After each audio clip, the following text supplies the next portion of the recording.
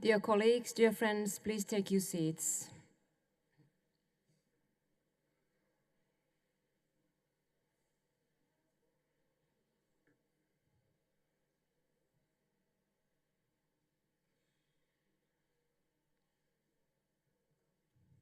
I call to order, and we first go to the item number 1 on the agenda, which is adoption of the agenda. Dear colleagues, please note that this meeting is being recorded and is being broadcast on the OSCE social media platforms and website. Supplementary item number 5 on artificial intelligence and the fight against terrorism, sponsored by Emanuele Loberfido, has been allocated to the plenary under the procedure outlined in rule number 21.3. This means that this item cannot be amended and that there will be no debate. The supplementary item will be considered after the report of the ad hoc committee on countering terrorism. A revised draft agenda for this meeting has been distributed. Are there any objections? The agenda is adopted.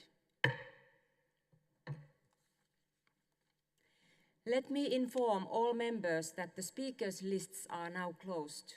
I will not add members to the speakers' lists. 35 members have registered to speak in the debate on the Middle East, and 42 members have registered to speak in the open general debate. The initial time limit will be 2 minutes. I expect our open general debate to continue tomorrow. I would also like to congratulate those colleagues elected by the general committees this morning. I also want to inform you that the Bureau met this morning to validate the candidacies of members running for president and vice president. For the post of president, Pia Kauma, Finland. For vice president, Gudrun Kugler, Austria. Luis Graca, Portugal. Richard Hudson, United States. Matti Raitma, Estonia. Eugenio Ciofili, Italy. Please note that early voting for members who have an unavoidable obligation to leave began at noon and will carry on until 6 o'clock. Members must request early voting in writing before 5:30 today. Voting will otherwise take place tomorrow in meeting room 7 between 8:30 and 10:30 a.m. I would now like to take a moment to recognize the contribution of an additional member of our Assembly for whom this will be the last annual session. Senator Ben Cardin has announced that he will not seek re-election in November and will therefore leave the US Senate next January.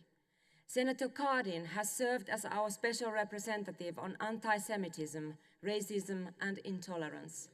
He has also served as chair of the second committee and as vice president. At this point, I will take Secretary General Montella to take the floor, please.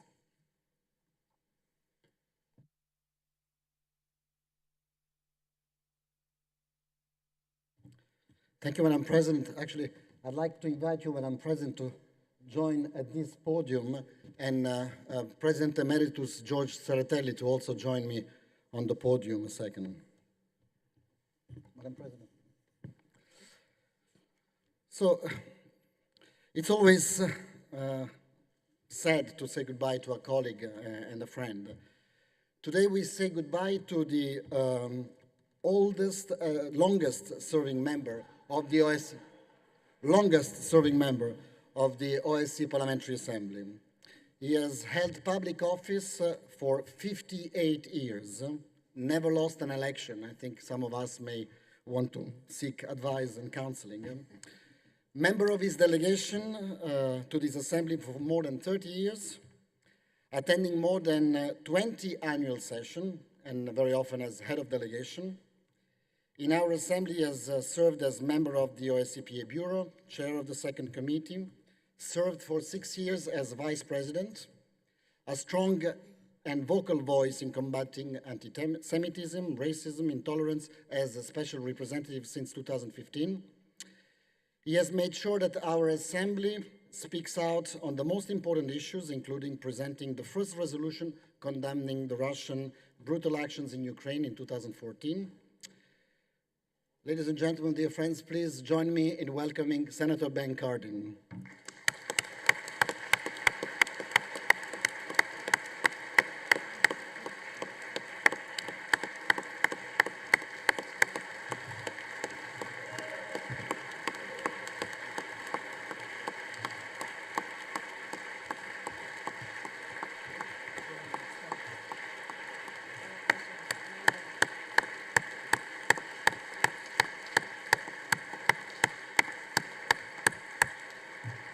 Senator, dear Ben, thank you very much for your friendship, your support, your advice. I will miss you. We will miss you.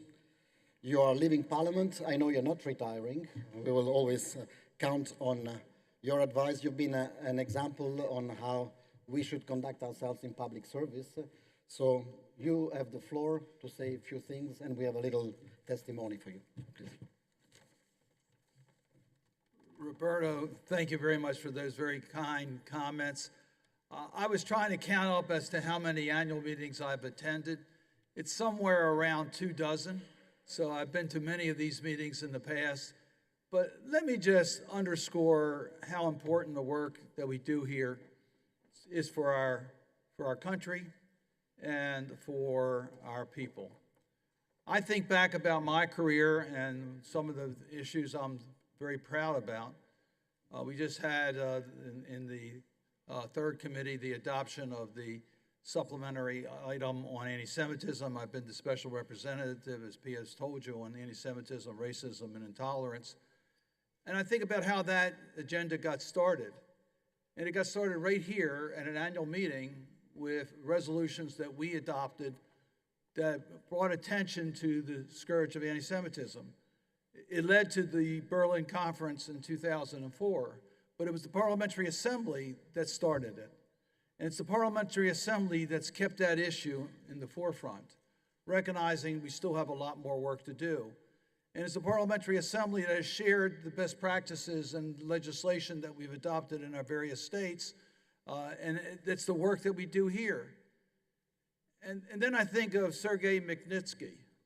I chaired the U.S. Helsinki Commission. I've led our U.S. delegation on several occasions, and I think about the work that we did in adopting that legislation.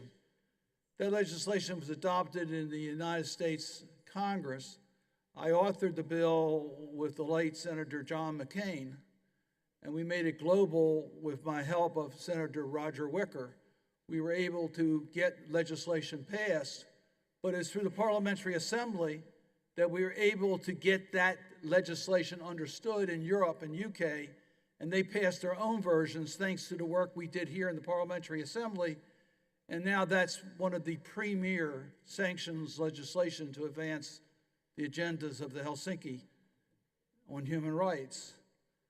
And then I think about trafficking in persons. That started here in the Parliamentary Assembly. It was the Parliamentary Assembly that first brought up the fact that we had to do more to stop modern-day slavery. And it led to the enactment in the U.S. Congress of the Trafficking in Persons Report. That came out of the Parliamentary Assembly. And then, as Roberto has told us, our support for Ukraine started here in 2014 with a resolution that we passed because we can get it done. Because we're a democratic institution. We vote. And we vote by majority. And we get policies adopted. And we keep a spotlight on it. So the work here has been so helpful in my career. And I thank you for recognizing me today, but it's been a labor of love to work within the Parliamentary Assembly.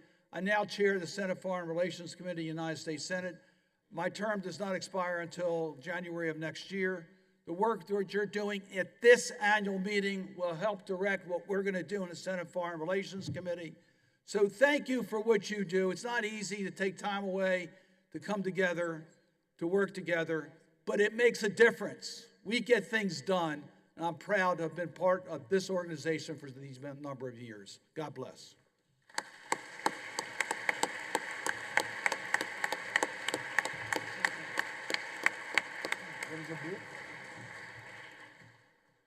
Oh.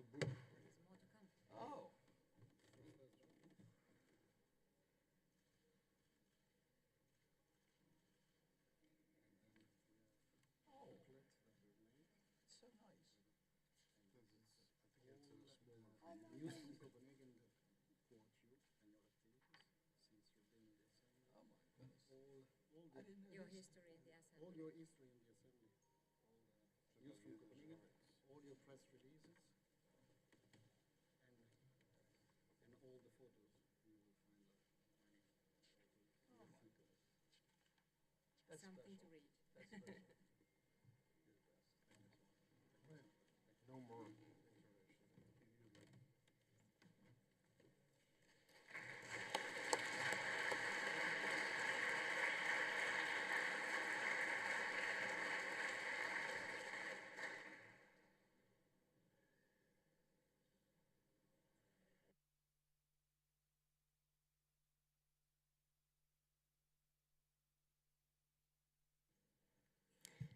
Thank you, Ben Cardin, for all your services to our Assembly, and thank you, colleagues.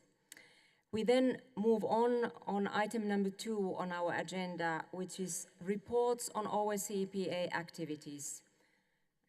Item number 2.1, reports by ad hoc committees. We will now hear reports from the Parliamentary Support Team for Ukraine, the Ad hoc Committee on Migration, and the Ad hoc Committee on Countering Terrorism. As decided by the Standing Committee, we will also consider supplementary item number 5 on artificial intelligence and the fight against terrorism in conjunction with the CCT report. I first give the floor to Vice President Nikita Poturayev to report on the work of the PSTU. Madam President, dear colleagues, first of all, I would like to stress that on my personal opinion, of course, it's my personal opinion as one of co-chairs of this ad hoc committee, but on my opinion, the incredible results that Ukraine got during this summer meeting in Bucharest directly connected with establishing special committee by you, Madam President, and thanks to all colleagues that took active part in the work of our special committee, our 3 reporters and all colleagues that became members. We created ad hoc committee parliamentary support team for Ukraine a year ago with thoughts to keep us more informed about the situation on the ground in Ukraine and promote political and practical efforts within OSCE bodies and the OSCE region in support of Ukraine's sovereignty and territorial integrity within its internationally recognized borders. We have managed to organize the meetings during all statutory meetings of the Assembly, online meetings on extraordinary issues, and the visit of the group to Kyiv in early February this year. And it wasn't just an entertaining trip. Everything was. Madam President was in anti-bomb shelter together with colleagues, so it wasn't so fun, but it was very productive. And I thank you to all who came to Kyiv in February. Thank you. We have also defined several main fields of our work, and one of them promoting justice for Ukraine, which we discussed during the visit to Kyiv, and migration, IDPs and Ukrainian displaced persons, which we are starting to study more closely. Gradually, we will discuss all problematic fields and try to explore possible solutions. I would like also underline that the supplementary item security and geopolitical challenges in the OSCE region 10 years of armed aggression of the Russian Federation against Ukraine, which I sponsored, was presented and discussed during the PSTU online meetings before it was tabled, and I am grateful, again grateful to the colleagues who provided their contribution to the final text and co-sponsored. We will continue our work with other activities and contributions in view to tackle all challenges of the Russian aggressive policy and war of aggression against Ukraine. Thank you all again, colleagues.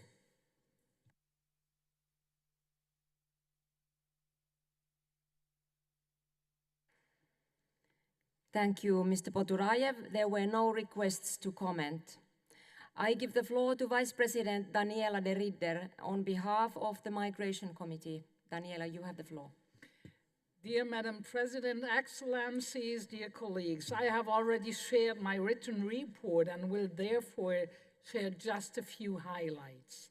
The committee carried out 2 field visits these past months, focusing on the Mediterranean due to the sharp uptick in arrivals last year.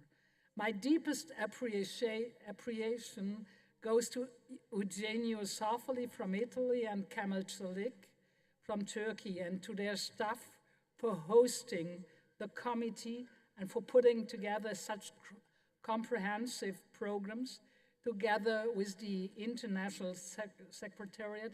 And I especially want to thank Farima Daftari and Guido Bonabelli for their support. President Kauma also joined our delegation as a testament to the importance which the Assembly attaches to enhancing migration governance.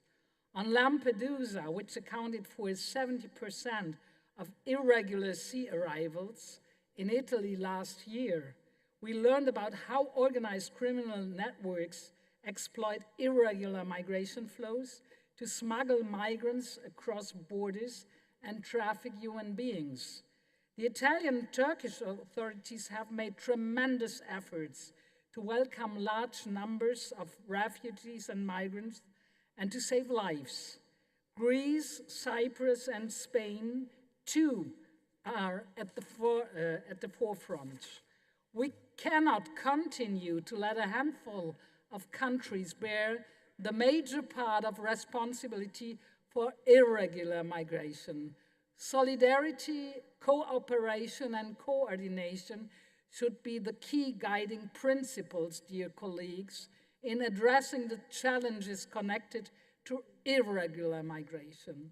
The contribution of emergency services, civil society, and citizens should be recognized, as it is paramount to humanize procedures and to address the needs of especially more vulnerable persons. NGOs and activists providing life-saving assistance have been accused of facilitating smuggling and trafficking, and strict limitations have been placed on their activities. Naturally, the rule of law must be maintained. However, saving lives, dear colleagues, is exactly the opposite of a crime. Yes, we need to fight human trafficking and migrant smuggling, but we also need to address the root causes of migration, such as conflict, hunger, natural disasters, or climate change. Another difficult topic which we discussed this past year was the outsourcing of asylum claims to third countries. We have serious concerns about these agreements due to the weak framework of human rights protection in these countries. In Turkey, we heard that the improved cooperation between Greek and Bulgarian authorities has contributed to reducing irregular migration towards the European Union. We were impressed with the reconstruction efforts following last year's terrible earthquakes. However, this disaster has compounded the strain of the economic crisis and the COVID pandemic. Turkey has been hosting over 3 million Syrian refugees for more than a decade. There is an urgent need to resolve the Syrian conflict so that the conditions for safe, dignified, and voluntary returns can be met. We also need to provide significantly more funding to humanitarian organizations on the ground and to resettle far greater numbers of vulnerable refugees, women and children mainly, so that they do not take the risk to risk their lives trying to reach Europe. At our meeting here in Bucharest yesterday, we discussed the importance of evidence-based migration policies together with an expert from the Office of the Coordinator of the OSCE Economic and Environmental Activities, Dr. Guido Tintori. In September, dear colleagues, we will travel to Morocco together with the OSCE EPA Special Representative on Mediterranean Affairs, Pascal Alizar. We hope to follow up with a visit to Spain and the Canary Islands. Members also expressed interest in carrying out field visits to the border between Belarus and Poland, Cyprus, and the US-Mexican border.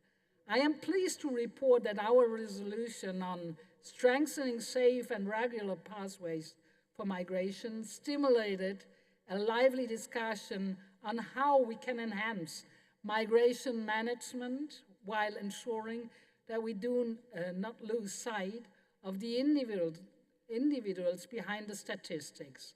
I thank you, dear colleagues, for your great support for this resolution. Thank you for your attention.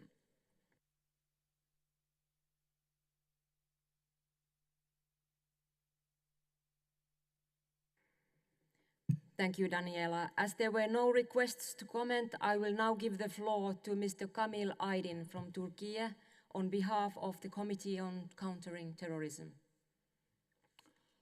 Madam President, Mr. Secretary General, and distinguished colleagues, I am honored to report on behalf of our ad hoc Committee on Countering Terrorism, which I have been serving as Vice Chair since February 2022. In an age where technology permeates almost every aspect of our collective security, we find ourselves at a pivotal juncture in the fight against terrorism.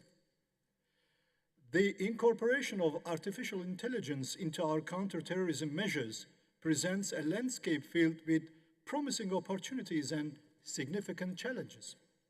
Understanding the dual nature of AI is essential to leverage its capabilities while mitigating any associated risk. Recognizing and addressing these dangers head-on, placing the respect for human rights and fundamental freedoms at the core of our approach has been a distinct priority of CCT this year. In February, we convened a high-level panel discussion on the sidelines of the PA Winter Meeting in Vienna, bringing together experts from the tech industry and the public sector. This collaboration highlighted the importance of involving diverse perspectives to navigate the complexities of AI and counterterrorism. These critical issues were further explored both during our official visit to Turkey in early May and during the timely OSCE Lisbon Conference on Security at Times of Artificial Intelligence, which took place in late May in Portugal, owing to the personal initiative of our fellow CCT member, Paula Cardoso. The findings of our committee's efforts are duly consolidated into the supplementary item titled Artificial Intelligence and the Fight Against Terrorism, sponsored by Mr. Emanuele Loperfido on behalf of CCT. This resolution reflects our determination to tackle the intricate connection between AI and counterterrorism, thus placing our Assembly at the very forefront of international security developments. I would like to sincerely thank Mr. Leporfido for taking the lead in this context. In just a moment, I'll give him the floor to present this important supplementary item to all of you. Dear colleagues, in 2023, global deaths from terrorism increased by 22% to the highest level since 2017. This average number of people killed per attack increased by 56%. This is the worst rate in nearly a decade. Over recent years, the epicenter of terrorism has shifted out of the Middle East and into the Central Sahel region of Sub-Saharan Africa, which now accounts for over half of the deaths from terrorism. In OSCE region, Turkey is the country most affected by terrorism, offering important lessons for all participating states. In the beginning of May, the CCT conducted an official visit to Turkey, which proved instrumental in drawing from Turkey's extensive experience in combating terrorism, both at home and abroad. In Ankara, we engaged in valuable discussions on regional trends and emerging threats with senior government officials and academic experts. Immediately after, we traveled to Istanbul to chair the 5th Counter-Terrorism Coordination Meeting of Parliamentary Assemblies, with a special focus on the protection of human rights in counterterrorism, followed by the 3rd Parliamentary Policy Dialogue on the protection of religious sites, symbols, and objects. Both events were organized with critical support of the United Nations Office on Counterterrorism, a collaboration that has enabled us to extend the reach of our initiatives well beyond the OSCE region over the last 4 years. On Sunday, during the 18th meeting of the CCT, we discussed with United Nations experts their new parliamentary handbook on Security Council Resolution 1373, which offers invaluable guidance to national parliamentarians on countering terrorism and violent extremism. I encourage you all to distribute this report broadly within your own parliaments. Notably, this publication recognizes our Assembly as being at the forefront of parliamentary engagement with its members on issues of countering terrorism and violent extremism. A prime example of our successful parliamentary engagement is the 2023 Vancouver resolution on the Wagner Group's terroristic nature and actions. Recently, the Parliamentary Assembly of the Council of Europe praised it as a crucial international legal response to the impunity surrounding the atrocities committed by the Wagner Group in furtherance of the Russian Federation's objectives.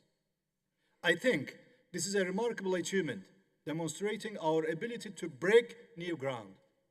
These and many other established accomplishments of our committee would not have been possible without the exceptional guidance to our former chair, Reinhold Lopatka. I would like to extend my deepest gratitude for his leadership and unwavering commitment to our cause. His vision and dedication have been instrumental in steering us towards success, of course. Dear Reinhold, I thank you very much and wish you success in your new role. And now, with your permission, Madam President, I will hand over the floor to my colleague, Emanuela Loperfido, to present our new resolution. Thank you very much. Thank you, Mr. Aydin. Emanuela Loperfido, you have the floor.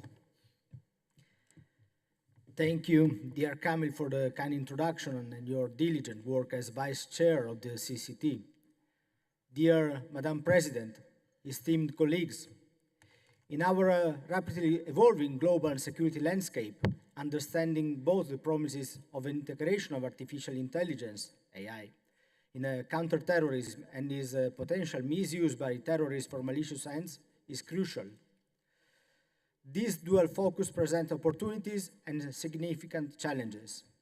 Artificial intelligence automates tasks, enhances prediction, enables swift, data-driven decision.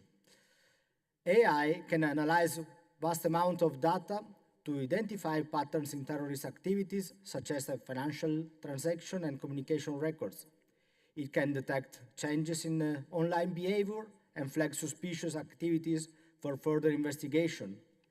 AI tools can monitor online content for hate speech, radicalization, and calls for violence, giving authorities important head-up.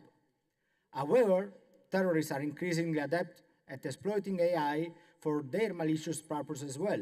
They weaponize drones and leverage sophisticated algorithms to orchestrate attacks. The integration of AI and robotics poses crucial security concerns. Through deepfake technology, they fabricate convincing messages, manipulating public sentiment and inciting violence. With AI readily accessible, terrorists can easily deploy these tools for destructive ends. Dear colleagues, our Assembly is ready to shape a common path forward in harnessing the potential of AI while mitigating its misuse for malicious terrorist purposes. Our ad hoc committee on countering terrorism has undertaken several activities to elevate the discourse surrounding surrounding AI and in intersection with counter-terrorism onto global agenda. Many of these have been skillfully presented to you by my dear colleague, CCT Vice Chair Kamil Aydin. The culmination of these timely efforts is the formulation of the supplementary item before your eyes, entitled Artificial Intelligence and the Fight Against Terrorism. Once adopted, hopefully with the unanimous support given the relevance of these issues at stake, this will be the one of the first international policy documents looking at the interplay between terrorism, violent extremism, and AI. In a nutshell, our proposed texts are: recognize the significant threat to international security posed by potential misuse of AI by terrorists and violent extremists, and at the same time, acknowledges the opportunity that lies in the application of AI in countering terrorism, stresses that the development of use of AI must be guided by stringent ethical consideration, governed by democratic processes, and must be fully subject to human control and the rule of law, calls on all our participating states to enhance their legislative frameworks and build their AI capabilities to better prevent and counter terrorism and violent extremism, while ensuring respect for human rights, fundamental freedoms, privacy rights, and data protection standards. Establish robust monitoring and oversight mechanisms, promote media literacy, and enhance social resilience against online polarization and radicalization that led to terrorism, and develop effective public-private partnership to prevent and counter the misuse of AI for terrorist purposes. Ultimately, as AI technologies will revolutionize traditional security paradigms, our resolution will ensure that our states' responses evolve in line with the new AI-driven threats. After last year's resolution on terroristic nature of Wagner Group, I am glad to underscore that the CCT is again at the very forefront of the counter-terrorism agenda. For that reason, I would like to thank Mr. Reinhold Lopatka for the job that we did together with our colleagues. A final word of thanks goes to our colleagues at the International Secretariat for their diligent effort in supporting our work and giving a critical push to all our parliamentary initiative, including this resolution. Thank you in advance for your support.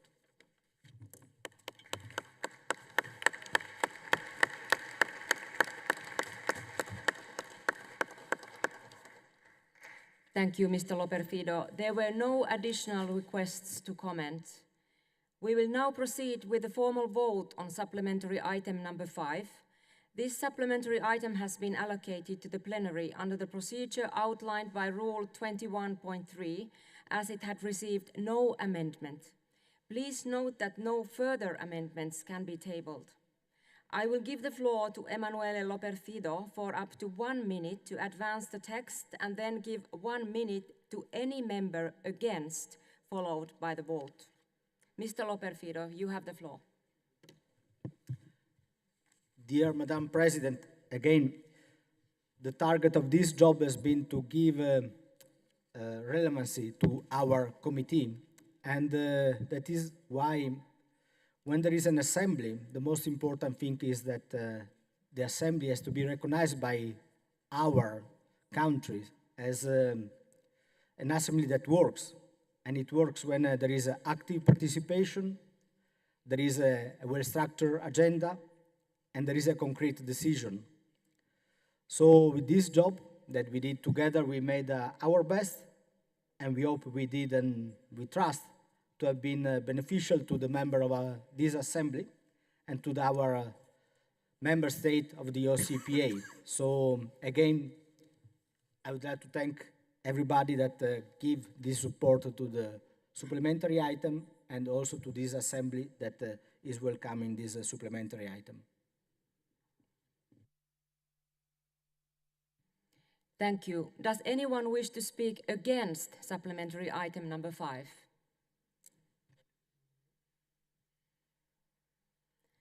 We will now formally move to a vote on the draft resolution as a whole. Would those in favor of adopting the draft resolution please raise their voting cards now?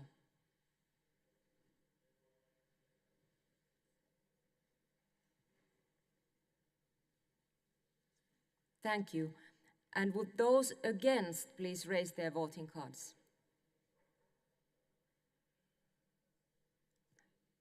Are there any abstentions? The draft resolution is adopted.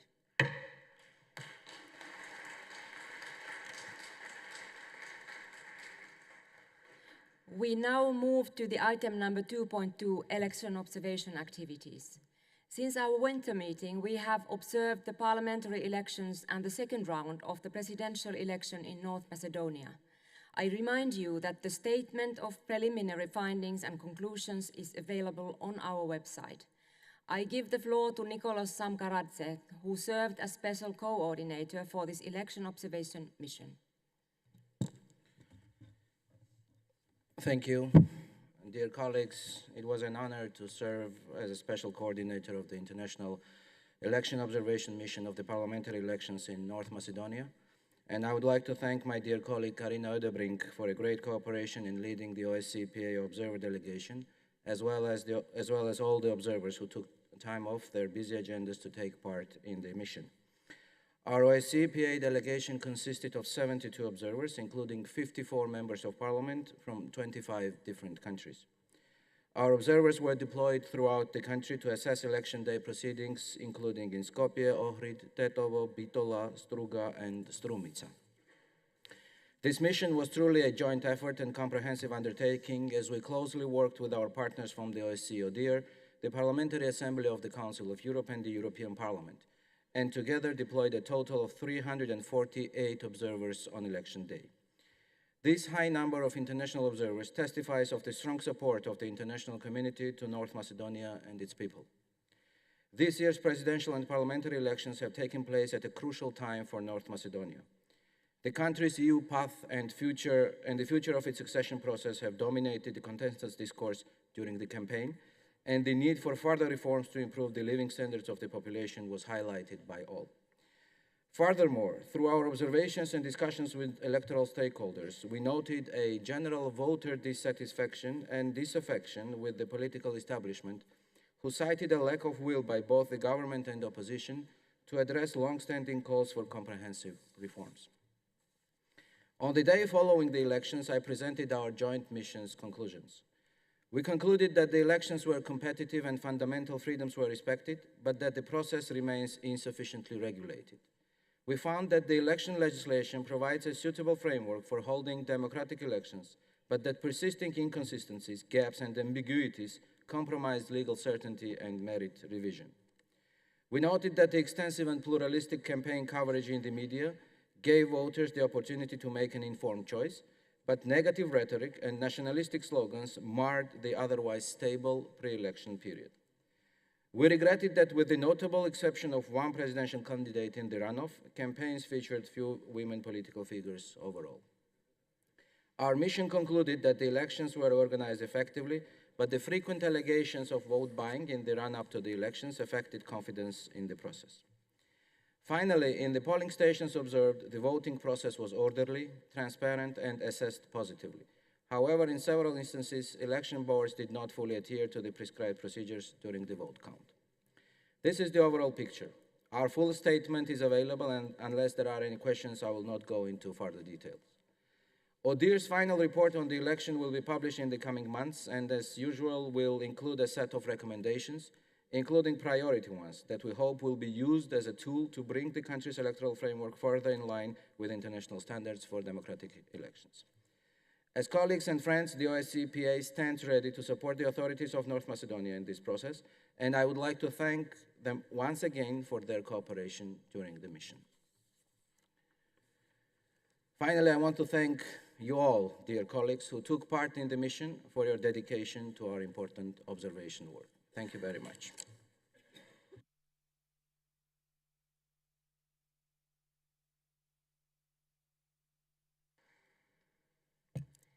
Thank you, and there were no requests to comment. I remind the Assembly it has already been decided to deploy election observation missions to Moldova, Georgia, Uzbekistan, and the United States. Information about the timelines for each of these observation missions has been distributed. We now move on to item number 3 on our agenda, which is general debate on situation in the Middle East. 35 members have registered to speak. The time limit will be 2 minutes. Thank you for your cooperation. I remind you that all parliaments from OSCE partners for cooperation have been invited to this annual session and to participate in our debates. I first give the floor to Mr. Ram Ben Barak from Israel, and he will be followed by Mr. Thomas Röwekamp from Germany. Please.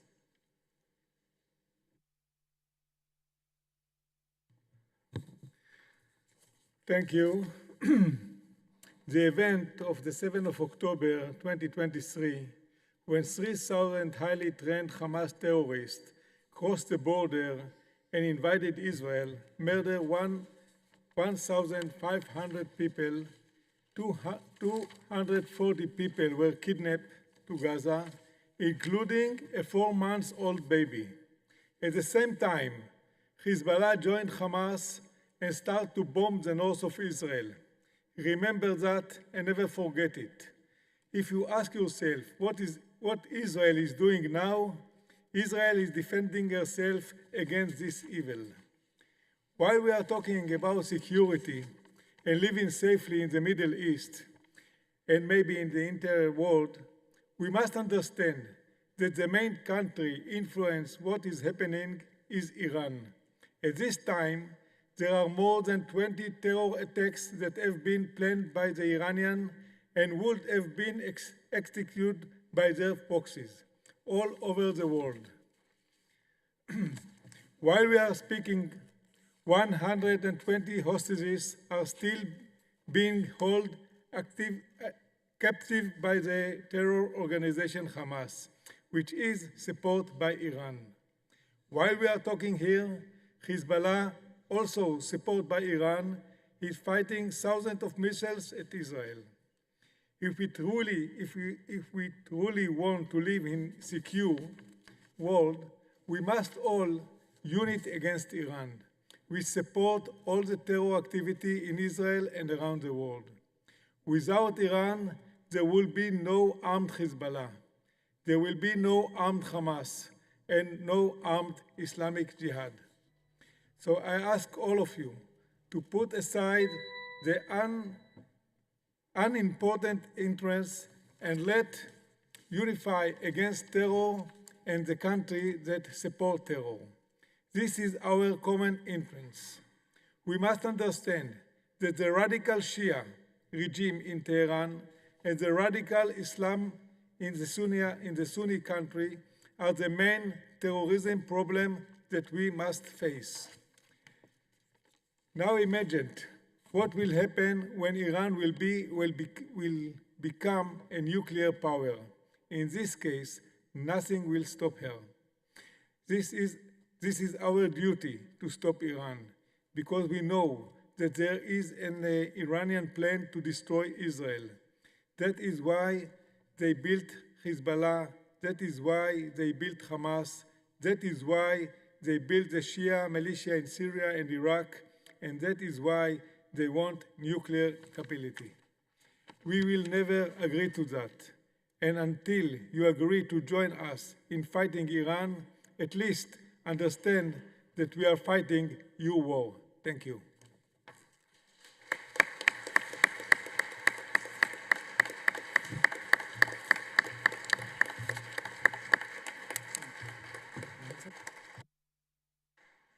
Thank you. And the next speaker is Thomas Röwekamp from Germany, and he will be followed by Mr. Birgir Thurarinsson from Iceland. Sehr geehrte Frau Präsidentin, liebe geschätzte Kolleginnen und Kollegen, wir alle und die Menschen in unseren Ländern sind tief betroffen und besorgt über die humanitäre Lage im Gazastreifen. Das sollte uns aber nicht den Blick abwenden lassen von der Frage, worin die Ursache für dieses Leid liegt. Die Ursache liegt in der Aggression der Hamas auf Israel mit dem Terrorangriff vom 7. Oktober. Und hier liegt zugleich auch die Lösung für das humanitäre Problem. Sobald die Hamas ihre Kampfhandlungen einstellt, die Geiseln freilässt und den Weg für Frieden auch im Gazastreifen freimacht, kann das menschliche Leid im Gazastreifen beendet werden. Deswegen ist es sehr wichtig, dass wir unsere uneingeschränkte Solidarität mit Israel, die Opfer dieses brutalen terroristischen Angriffskrieges sind, bekunden. Und gleichzeitig uns dafür einsetzen, dass es eine Lösung für den Tag danach, auch für die Zwei-Staaten-Lösung gibt. Dies tun wir nicht nur in Verantwortung für Israel, sondern auch im eigenen Interesse unserer Mitgliedsländer. Denn auch wir werden angegriffen. Wir überwachen zurzeit mit internationalen Missionen beispielsweise die Nordgrenze von Israel. Und wir überwachen auch das Rote Meer, weil es angegriffen wird. Die Freiheit der Meere wird angegriffen durch die vom Iran unterstützten Houthis. Deswegen ist es unverzichtbar, dass wir unser Engagement fortsetzen, um Israel in die Lage zu versetzen, sich gegen diesen Angriffskrieg zu verteidigen. Antisemitismus ist keine Meinung, Anti-Israelismus ist keine politische Überzeugung. Und das sollte uns in unserer auf Frieden und Freiheit gerichteten gemeinsamen parlamentarischen Arbeit auch in der OSZE begleiten. Vielen Dank.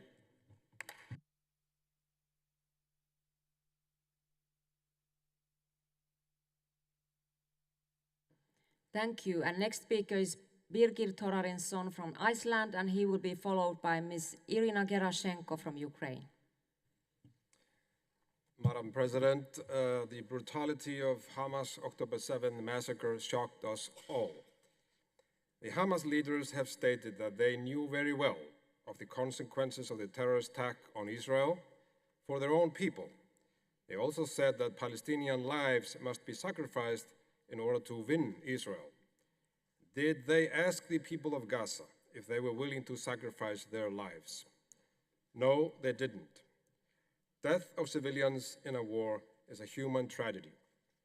A NATO report examining Hamas activities from 2008 to 2014 explains Hamas' use of human shields in Gaza.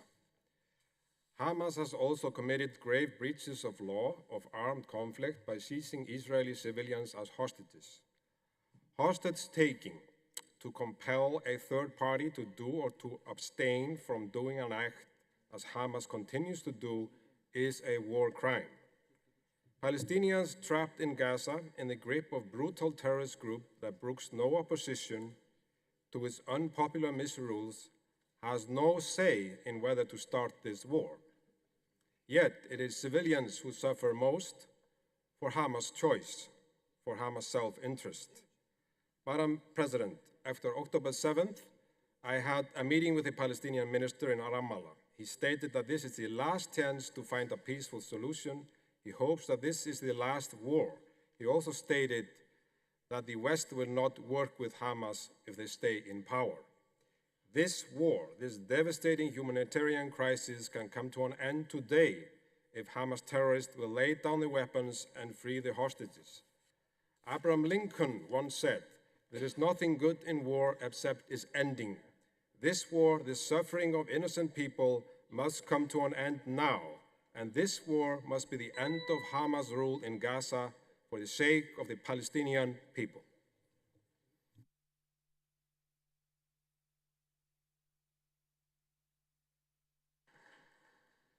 I next give the floor to Mr. Artemi Vicente Rayo from Spain, and he will be followed by Mrs. Irene Charalambides from Cyprus.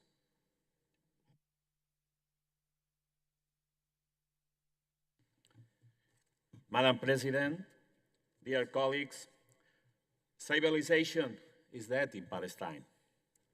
Civilization has died in Palestine with the 1,200 Israeli citizens killed by Hamas terrorists, and with the almost 40,000 innocent Palestinians massacred by the Israeli army.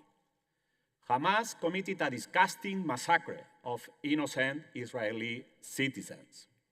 Miserable crimes, a terrorist gang that must be fought until its disappearance.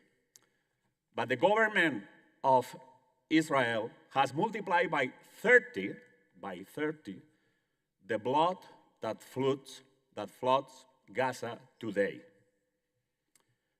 I repeat, almost 40,000 human beings have been killed by the Israeli army without mercy and compassion, most of them women and children. Hunger, pain, and suffering around Palestine. No more milk or honey in the promised land. Only destruction, mutilation, and corpses.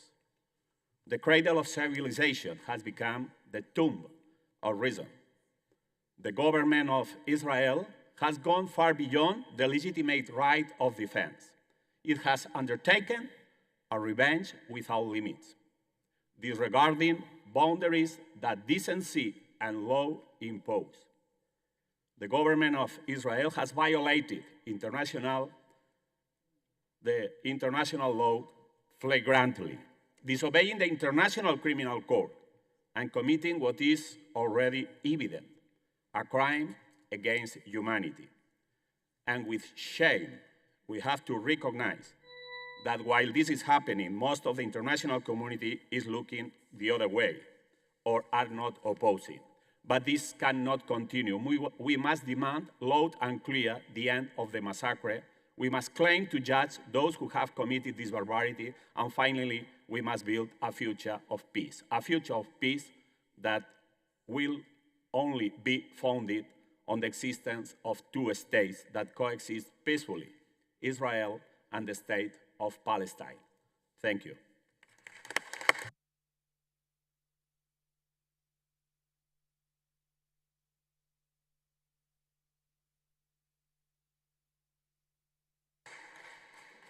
Thank you. I next give the floor to Mrs. Irene Sharalambides from Cyprus, and she will be followed by Mrs. Natalia Pipa from Ukraine. Thank you, Madam President. During our autumn meeting last November, I took the floor to support Israel's right to self-defense after the horrible attacks by Hamas and the taking of civilian hostages. But let's see what happened the last 10 months. More than 10,000 months of war, 36,000 people killed, more than 2 million people are starving. Gaza has been demolished. And yesterday, I heard Netanyahu saying, we'll stop soon. We are done with Gaza. And now I heard the Israeli representative saying that next we have to deal with Iran. Let me remind you, my friend, that when Iran launched the missiles, he notified everybody because they didn't want to cause deaths, and they did it for dignity reasons. But now we have hostages in Hamas' hands, and the Israeli people, more than 150,000, they were demonstrating in Tel Aviv because they don't think that their prime minister cares about getting the hostages back. They cause instability to the whole region. If they invade in Lebanon, there will be chaos in the Mediterranean. Many more countries will get involved. And what will happen? We've heard the Turkish foreign minister saying that fire will burn everybody in the area. Instability of the region is for sure will happen. And then there is a question, is Netanyahu fighting for his people, or is he fighting to keep himself in power because he will have to face corruption accusations if there is no war for him to go on fighting and killing people? Thank you. I was a friend, not anymore.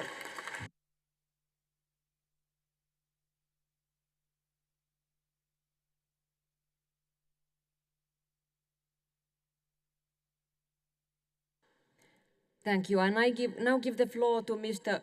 Eugenio Zoffili from Italy, and he will be followed by Mr. Kyriakos Hadianni from Cyprus. Please. Grazie Presidente, colleghi, grazie per la parola. Abbiamo condiviso in questi giorni di intenso lavoro importanti tematiche che la nostra Assemblea con coraggio e determinazione intende affrontare e continuare ad attenzionare. Il quadro internazionale, purtroppo, Presidente, non è idilliaco e pone davanti a noi numerose sfide. Fronteggiamo un contesto contrassegnato dalla presenza di conflitti attivi e congelati, ai quali si accompagnano riemergenti tensioni sociali. In Ucraina si combatte ormai da oltre 2 anni dall'inizio dell'aggressione ai suoi danni perpetrata dalla Russia. Ancora, a nome della delegazione italiana, solidarietà agli amici dell'Ucraina. Nel Mediterraneo, invece, le coste europee subiscono una pressione migratoria costante da sud, alla quale si associano traffici e attività illegali.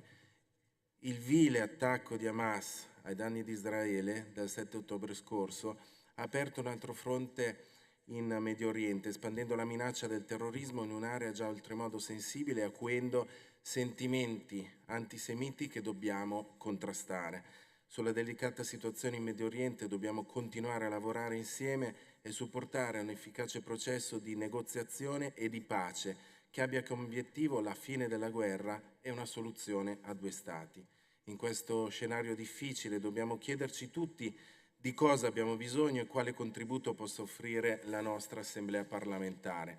Cari colleghi, la risposta è semplice ma molto impegnativa. Noi abbiamo bisogno di pace, di sicurezza, di dialogo e di convivenza. Ho già avuto modo di portare al tavolo dei lavori queste tematiche durante le scorse riunioni dell'Assemblea e accolgo con favore le deliberazioni adottate durante questa sessione. E lavorando così, Presidente Kama, siamo sulla strada giusta. Dunque, colleghi, l'augurio più grande che possiamo fare all'Assemblea al nostro mandato è che questo processo continui, valorizzando ulteriormente gli strumenti della diplomazia parlamentare. Grazie a tutti.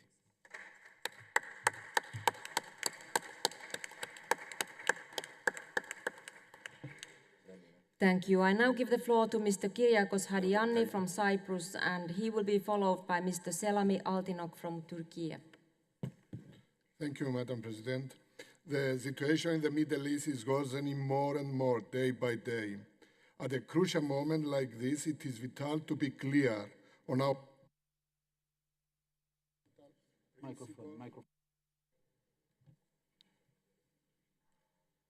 of respecting and protecting civilians. The war in the Middle East once again demonstrated the inability of the OSCE to act in defense of its principle. Once again, OSCE sat in the first place as a monitor. It did not create conditions for dialogue, nor did it create conditions for consultation or mediation. Unfortunately, even in the case of assessing the crisis, the OSCE is still divided. Some countries do not see a problem with the violence of Hamas, while others do not see a problem with Israel's on-target reaction. Similar is the behavior of us deputies who did not have the will to prepare a condemnation resolution on the one hand against the Hamas and on the other hand to articulate a request in favor of peace. While as the OSCE diligently avoids touching this subject, fearing the consequences to its existence. The war in the Middle East directly affects the OSCE. The search for peace should be your ultimate goal. In this respect, we must join our voice with the urgent calls by the UN Security Council, calling for an immediate humanitarian pause, leading to a sustainable ceasefire, the unconditional release of all hostages, and the provision of humanitarian assistance. The crimes of sexual violence, torture, cruel, and unusual humiliating treatment against hostages of the terrorist attack of Hamas are definitely reprehensible. But at the same time, even the war has rules. We cannot ignore Israel's disproportionately military response, which has resulted in the death of civilians on an unprecedented scale. A continuous, rapid, safe, and unhindered humanitarian access for aid to reach those in need is an absolute necessity. All parties should work to create conditions that will lead to the initiation of a peace process. For this reason, I would like to declare clearly that any inflammatory statement aimed at further escalation and destabilization in the region of the Middle East are strongly condemned. Cyprus has not been and will not be part of this crisis. Finally, as parliamentarians of OSCE, we should actively support the work towards achieving existing diplomatic efforts to prevent the crisis from spreading to the wider region and especially to Lebanon, which would have disastrous consequences for Europe. Thank you very much.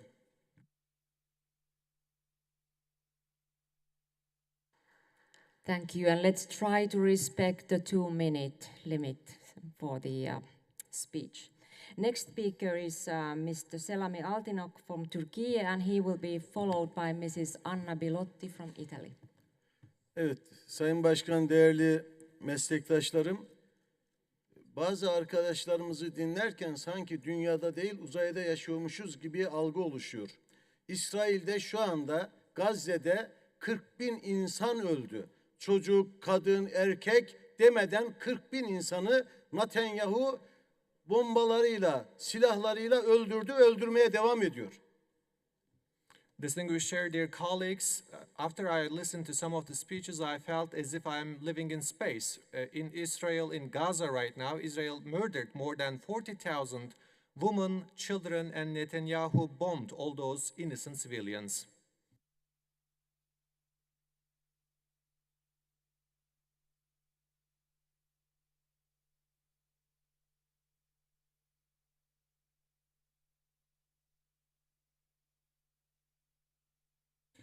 By finding an excuse in the attacks carried out by Hamas on 7th of October, Israel literally carries out a genocide in Gaza. Almış olduğu kararlara rağmen, Avrupa Adalet Komisyonu'nun almış olduğu kararlara rağmen kanun tanımaz, hukuk tanımaz, uluslararası hukuka aykırı bir şekilde Netanyahu bildiklerini yapmaya devam ediyor. Despite the decisions and the verdicts of the United Nations and the European Court of Justice, Netanyahu flagrantly violates the international law and does whatever he pleases. İsrail bu şekilde devam ettiği takdirde yarın Lübnan'da başka bir gün başka bir ülkeye saldırmaya devam edecek. Bir şekilde özellikle Amerika Birleşik Devletleri İsrail'in arkasında durarak İsrail'in bu katliamlarına yol veriyor. Amerika Birleşik Devletleri'nin de Netanyahu'ya olan desteğini bir an önce kesmesi, özgür dünyanın, Batı dünyasının ölenler sadece Müslüman olduğu takdirde ses çıkarmamasını da anlamakta zorlanıyoruz. Well, if it goes like this, next it would be Lebanon, and then Israel will continue to attack other countries. And at the same time, the United States of America should stop giving the way to Israel carrying out such genocides, and we can really not understand the Western countries being silent when the Muslims are murdered. Bütün insanlar, bütün çocuklar bizim çocuklarımız. Ukrayna'daki çocuklar da bizim çocuklarımız. Gazze'deki çocuklar da bizim çocuklarımız, bizim insanlarımız. Hiçbir şekilde etnisiteye, dine, inanca, değerlerine ve milletine bakmaksızın bütün ölümlere bu Agit parlamentosunun karşı çıkması ve ortak tavır alması lazım gelir. Teşekkür ediyorum. So all those children dying in Gaza and Ukraine are our children, our people. So without looking at their ethnicities, religions, or their understanding, the OSCE should stand against all those murders of the innocent civilians. Thank you very much.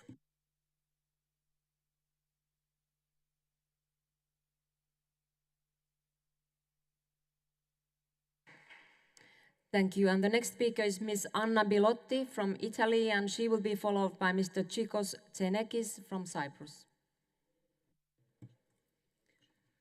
Presidente, colleghe e colleghi, mi rivolgo a voi oggi per affrontare una questione di vitale importanza, L'invito al riconoscimento dello Stato di Palestina che questa Assemblea parlamentare dovrebbe rivolgere a tutti gli Stati membri dell'OSCE. A seguito del brutale attacco di Hamas a Israele il 7 ottobre del 2023 e della reazione di Israele che ha causato a Gaza una delle più grandi tragedie umanitarie a cui la storia abbia assistito, sono state 9 le nazioni che hanno deciso di riconoscere ufficialmente lo Stato di Palestina, sostanzialmente applicando principi di diritto internazionale e riconoscendo il diritto del popolo palestinese all'autodeterminazione. Riconoscere lo Stato di Palestina in questo momento significa massimizzare l'importanza di questa decisione. La realtà che si è materializzata a poco più di 2000 chilometri da qui è scioccante. Un ingente numero di morti e feriti, la crisi umanitaria a Gaza, l'impossibilità di accedere agli aiuti umanitari che servono di fatto per la sopravvivenza del popolo palestinese, mette la comunità internazionale dinanzi a una decisione che deve essere urgente e determinata. Israele dalla sua sta continuando ad ignorare le deliberazioni del Consiglio di sicurezza, dell'Assemblea generale delle Nazioni Unite, della Corte penale internazionale e le politiche che sono state messe in atto in questi anni dai governi israeliani hanno compromesso la possibilità di realizzare la soluzione due popoli, due stati e il riconoscimento dello Stato di Palestina. Colleghe e colleghi, l'urgenza di agire è adesso. Dobbiamo chiedere a tutti gli Stati membri dell'OSCE di riconoscere lo Stato di Palestina. Invito tutte e tutti voi ad unirvi a questo impegno storico. Grazie.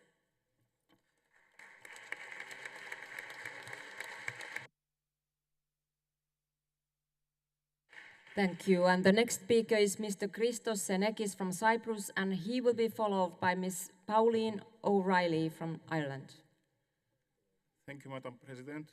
Dear colleagues, the October 7 Hamas attacks have set in motion a series of events which is quickly escalating. Israeli citizens are still being held hostages. The humanitarian situation in Gaza is terrible, and there are still no signs of a possible ceasefire between Israel and Hamas. At the same time, tensions are intensifying along Israel's northern borders, where clashes with Lebanese Hezbollah militia are multiplying. These tensions must be urgently de-escalated, as they could easily spill over into a regional conflict. Among intensifying instability in the Middle East, the leader of Hezbollah, Hassan Nasrallah, tried last month to instrumentalize the flow of Syrians hosted in Lebanon. He actively encouraged them to leave Lebanon by sea and to come to my home country, Cyprus. Last week, the leader of Hezbollah aimed at Cyprus once again. He aimed the completely absurd claim that Cyprus could be militarily hit as a part of the conflict, siding with Israel. Unfortunately, the Turkish Foreign Minister Hakan Fidan echoed these threats by saying that fire will find Greece and Cyprus if they continue their involvement in the Middle East. Dear colleagues, I want to be clear. Cyprus is the European Union member state closest to the Middle East. It is exerting every effort to continue to alleviating the humanitarian suffering in the region. Cyprus has facilitated the evacuations of thousands of foreign citizens from the crisis-hit area since last October. Cyprus is also contributing to the provision of humanitarian assistance through the Amalthea initiative by facilitating the operation of a maritime corridor towards Gaza. My country has no involvement with the military operations that are taking place and maintains excellent relations with all neighboring states, including many Arab states. And this Cyprus' positive role is recognized by the vast majority of the international community. Whatever interests are fueling the efforts to present Cyprus as a part of the problem in the Middle East, Cyprus will continue to be part of the solution, contributing not with words, but with concrete actions. Thank you. Thank you. And the next speaker is Ms. Pauline O'Reilly from Ireland, and she will be followed by Mr. Joe Wilson from the United States. Thank you very much. Well, at last we are speaking about one of the most important issues that we should have been speaking about throughout this conference, and that is what is going on at the moment in Gaza. Asked why Ireland takes such a strong stance, it's simply this: we are flooded with emails from people right across Ireland who watch as children cling to their dead mothers, who watch as children are starving beside their families. And they're asking us to do more, and they're asking all of you to do that. We can't do it alone. As you know, and as I spoke yesterday about, we have moved to recognise the state of Palestine along with Spain and Norway, and we are grateful for the support. However, there are 59 countries in the OSCE. I don't know how anybody can say that we need a two-state solution and yet not recognise one of those two states. We won't find a solution to this unless we find a way to recognise both states. And it is absolutely possible to say that we stand against terrorism and against the attacks on October 7th, and we also stand with the people of Palestine. I heard the opening remarks there from Israel, and not one mention of the deaths of 38,000 people. It's obscene, quite frankly. It's obscene that we all sit here and that we don't speak about this, and that we don't call Israel out, and that we don't call out other countries who stand silently by. And yesterday we had a report from the rapporteur on our third committee, and we had actually some parliamentarians vote against that report. Why? Simply for stating the fact, and the fact is that there is a plausible case for genocide in Gaza right now. And I don't want to be part of a parliamentary assembly that looks back in a couple of years' time and says that we were silent about the deaths and the destruction and the genocide going on right under our noses. I'm asking all of you, stand for peace, because that's who we are. Stand for support for all people, for self-determination, and do not withdraw aid at the most crucial times from any humanitarian organisation. Thank you.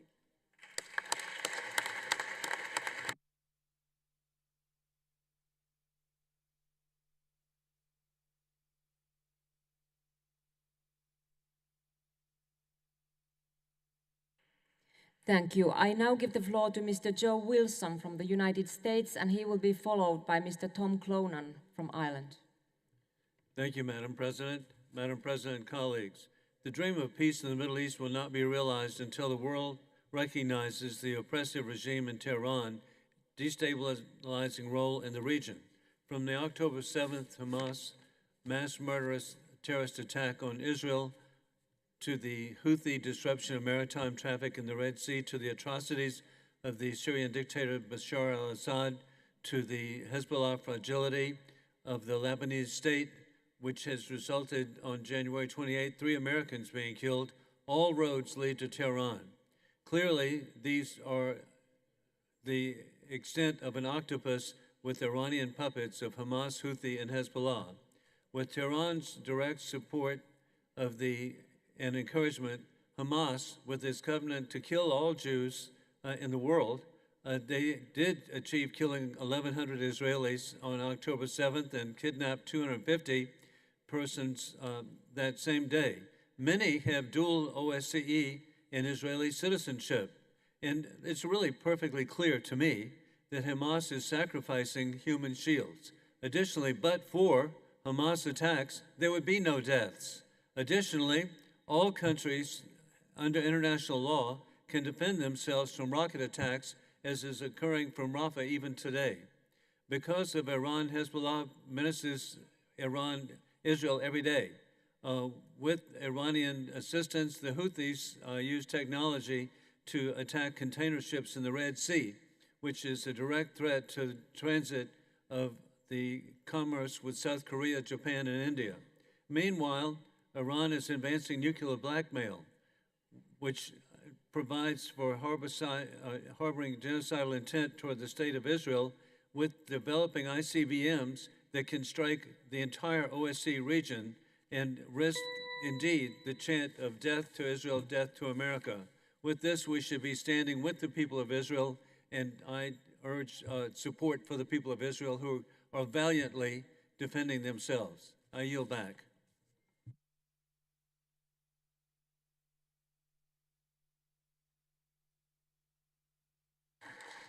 Thank you. I now give the floor to Mr. Tom Clonan from Ireland, and he will be followed by Mr. Halis Dalgicis from Turkey.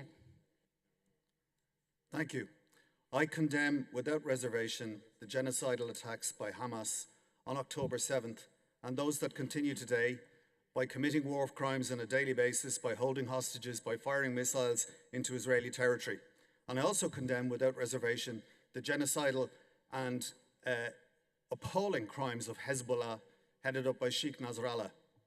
Now, having said that, in terms of the sheer scale of Israel's response, I, without reservation, condemn the actions of Benjamin Netanyahu and the Israeli Defense Forces because they have murdered, and that is the word, they have murdered almost 40,000 innocent men, women and children in Israel, in Gaza. And that figure includes almost 20,000 women, girls and children. That's 2,000 a month, every month for the last 9 months. And in the 4 days that we have gathered here, approximately 250 Palestinian children, girls and women have been slaughtered. You could fill this august chamber with their corpses and the Senate chamber and all the corridors around here. And we as parliamentarians have a duty to respond to that. And what is it like? Well, I've witnessed it at first hand as an Irish peacekeeper in Lebanon. I've witnessed the murder of innocent men, women and children. If you take one piece of high explosives the size of a cigarette packet and put it under a car as a car bomb, that car will be unrecognizable. But if you drop a 500 kilo or a 1,000 kilo high explosive device onto a crowded urban environment with people with nothing but tents for shelter, that is mass murder. That is slaughter on an almost unimaginable scale. And what is the impact of high explosives? The shock waves pulps the internal organs and shatters the bones of small children, women and girls. It causes limb separation, it causes decapitation, it causes horrific burns and soft tissue injuries. And if you've seen it, you see it every time you close your eyes. You see it in every child you see in the street. You see it in your own children. So we must, as a group of parliamentarians, insist that Israel abide by the laws of armed conflict and the Geneva Conventions. And for some of those here who have spoken in support of Israel's military actions, I would say to you, acquaint yourself with the laws of armed conflict. Acquaint yourself with the Geneva Conventions. For what's happening are war crimes. And we should hold Israel to account in the same way that we hold Iran, Hezbollah and Hamas to that same standard. Thank you.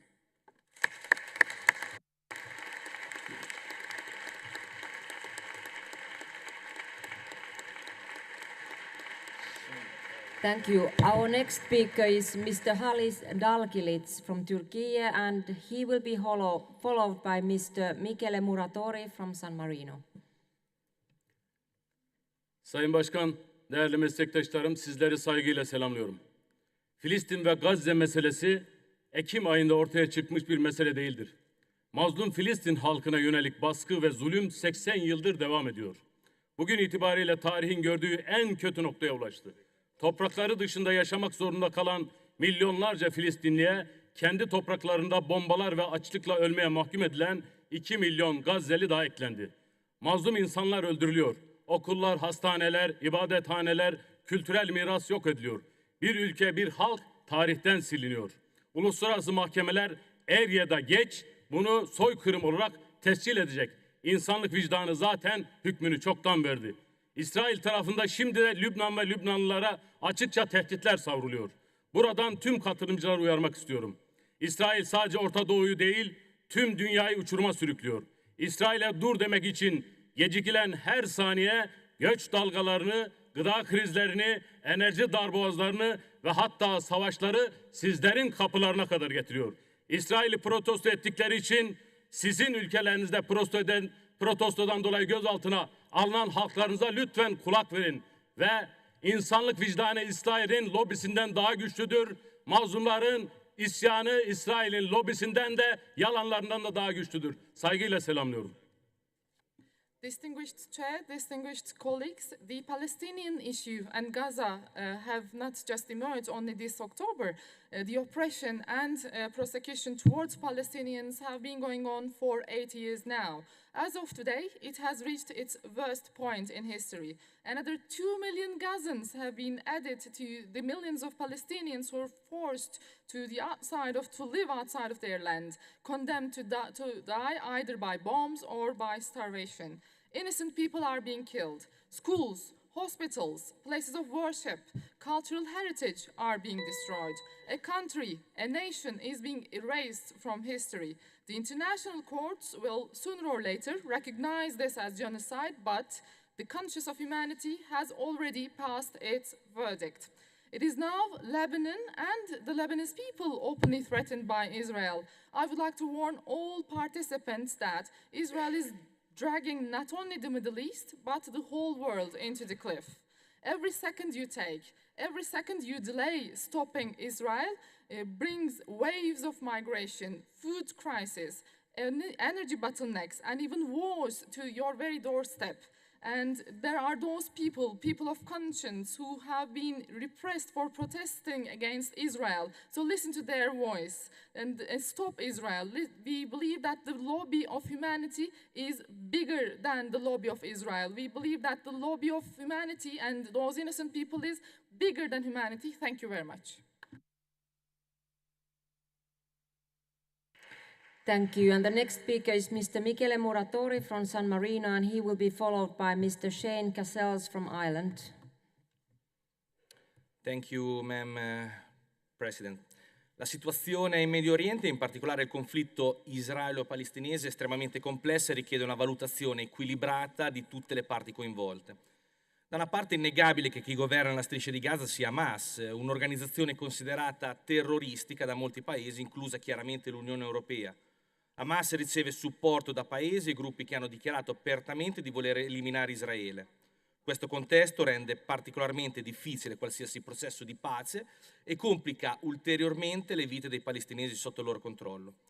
Dall'altra parte non possiamo non condannare il comportamento del governo israeliano sotto la leadership di Benjamin Netanyahu e dei suoi alleati più radicali. Le politiche di espansione degli insediamenti e le operazioni militari hanno ricevuto numerose condanne internazionali e sono state dichiarate illegali dalla Corte di Giustizia internazionale. Queste azioni non solo violano i diritti dei palestinesi, ma compromettono anche la sicurezza e la stabilità di tutta la regione. Sono profondamente convinto che è fondamentale riconoscere e sostenere il diritto del popolo palestinese. La realtà sul campo è drammatica. I palestinesi continuano a vivere sotto un'occupazione militare che dura da decenni. La costruzione e l'espansione degli insediamenti israeliani in Cisgiordania, considerati illegali dal diritto internazionale, minano ogni possibilità di una soluzione a due stati. Questi insediamenti non solo confiscano terre palestinesi, ma frammentano anche il territorio, rendendo impraticabile la continuità di uno Stato palestinese sovrano e indipendente. A Gaza la situazione è ancora più disperata. Il blocco imposto da Israele ha portato a una crisi umanitaria senza precedenti, con milioni di persone che vivono in condizioni di povertà estrema e con accesso limitato a beni di prima necessità come cibo, acqua, medicine. Le periodiche escalation di violenza causano centinaia, migliaia di vittime civili e distruggono le già fragili infrastrutture. È in corso un vero e proprio genocidio e noi non possiamo rimanere in silenzio. Per promuovere una pace duratura in Medio Oriente è essenziale sostenere le forze moderate e i movimenti per la pace, sia tra i palestinesi che tra gli israeliani. Solo attraverso il dialogo, la comprensione reciproca e il rispetto dei diritti umani fondamentali possiamo sperare di costruire un futuro migliore per entrambe le popolazioni. In tal senso San Marino darà il proprio contributo negli organismi internazionali. Grazie.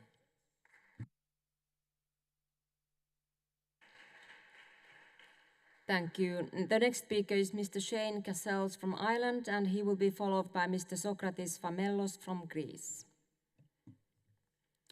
Thank you, Madam President. As a member of the Irish delegation, we are proud that our government recognised the State of Palestine in May of this year as a sovereign and independent state, agreed to establish full diplomatic relations between Dublin and Ramallah, and we made our announcement in conjunction with Spain and Norway as a demonstration by a growing number of states recognising Palestine's right to exist. And as our Minister for Foreign Affairs, Micheál Martin, stated, the decision by our government represents our conviction that a political path is the only way to break the cycle of dispossession, dehumanisation, terrorism, death that has blighted the lives of Israelis and Palestinians for decades. But it was pathetic to see the response by his counterpart, the Israeli Foreign Minister, reaction to our decision by posting a TikTok video of Hamas fighters set to Irish traditional music, trying to indicate that Ireland has always supported terrorists. When the IRA were waging war of terror for 3 decades in Northern Ireland and in England, there was no public support from Irish people for terrorist acts. Instead, we found a way through political dialogue and committed politicians to forge a peace deal that has now lasted for 26 years and is one of the shining lights for what can be achieved. One of the key allies that we had at that time in achieving that deal was the United States and President Clinton's administration. To this day, the United States remains our close ally, and President Biden is one of our strongest friends. So it pains us greatly to see the support that President Biden's administration has extended to the genocide in Gaza with unbridled support for the unjustified annihilation of a civilian population. As a decent man, as a proper world leader, and as a man of faith, I cannot believe President Biden has shown such absolute support for Israel and its leaders. The Biden administration has sent hundreds of weapons shipments enabling Israel to wage their brutal war. The US have used their veto in the UN to block multiple resolutions demanding a ceasefire and shown scant regard for international rules-based order so that they can protect Netanyahu. Biden has failed to use the biggest power he has over Israel by stopping US shipments of weapons and forced the warmongering Netanyahu to accept a peace deal. So his weakness has contributed massively to the deaths of nearly 40,000 people in Gaza, as well as pushing them to starvation. So I would urge my friends in the United States, the country that is a great power in world affairs, that still has for the moment a great president in office as things stand, to turn this around, to recognise that supporting this regime is morally wrong, to change course, and by doing so, change the course of history and humanity. Thank you.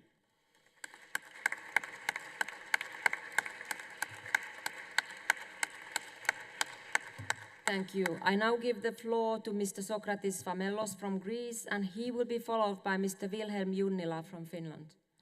Thank you, Madam President. Dear colleagues, we build institutions of multilateral diplomacy to prevent war and to promote peace, but today we all witness a notable trend in non-compliance with international commitments. But more of this, the values of human life, democracy, peace and the rule of law are not the base of decision and act of our governments and our leaders. In this frame, Gaza and the Middle East are trapped in a labyrinth, in a vicious cycle of hate, death and war. When Hamas unleashed their horrific terrorist act, we all stood by Israel and by the right of Israel to defend itself and to have the hostages returned safely. But today, we cannot ignore or stay silent in front of the unprecedented humanitarian disaster that is taking place in Gaza. At least 38,000 people have been killed so far, most of them civilians and innocent children. Basic infrastructure has been destroyed. Medical assistance and food supplies are extremely scarce. And on top of this, the conflict spreading towards Rafah, Lebanon, threatening security in the wider Mediterranean region. As member of the OSCE, we need to urge our governments and support all efforts for an immediate ceasefire, the safe return of Israeli hostages, for the reconstruction of Gaza, and for avoiding any escalation of conflict in Rafah and in Lebanon. Current situation is a threat to the future of all countries in the region, Israel included, a threat to world peace and stability. The only viable long-term solution is 2 independent states on the basis of the map borders of 1967, according to the United Nations decision. Dear colleagues, if we, as members of the OSCE, do not uphold peace, do not uphold democracy, do not uphold human rights, we will compromising ourselves the future of this institution. We will take in danger the future of the people of the world. Thank you very much.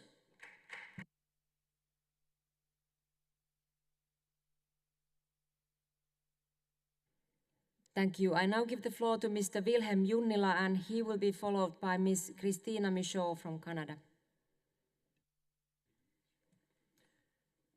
Madam President, it is vitally important to stay focused on the terrorist organization Hamas, who perpetrated the October 7th massacre. While we should not be understating the demise of so many innocent civilians, we also shouldn't take information provided by the Hamas-run Health Ministry for granted, or look to politicize the humanitarian situation. Polarizing the political spectrum and putting people against each other within the international community doesn't help parties to come into any sort of agreement or concrete long-term solution in the Middle East. The innocent hostages are yet to be freed. The leadership of Hamas has yet to be sentenced to what they deserve. At the same time, everyone wants a peaceful resolution for the Gaza Strip. Most of us also want to have a resolution for two nation states, where a Jewish nation would have its security guaranteed. We also have to protect civilian lives and require a safe passage for innocent civilians displaced within Gaza. We need to lay out pathways for necessary humanitarian provisions and sustained humanitarian assistance that needs to continue without interruption. We must also reaffirm Israel's right to self-defense against any threats, including but not limited to terrorism. We must show a clear commitment to ensure Israel has what it needs to defend itself against the threats posed by Hamas and NATO proxies. Hamas cannot continue to operate in Gaza as it threatens the peaceful future for both Israelis and Palestinians. Thank you.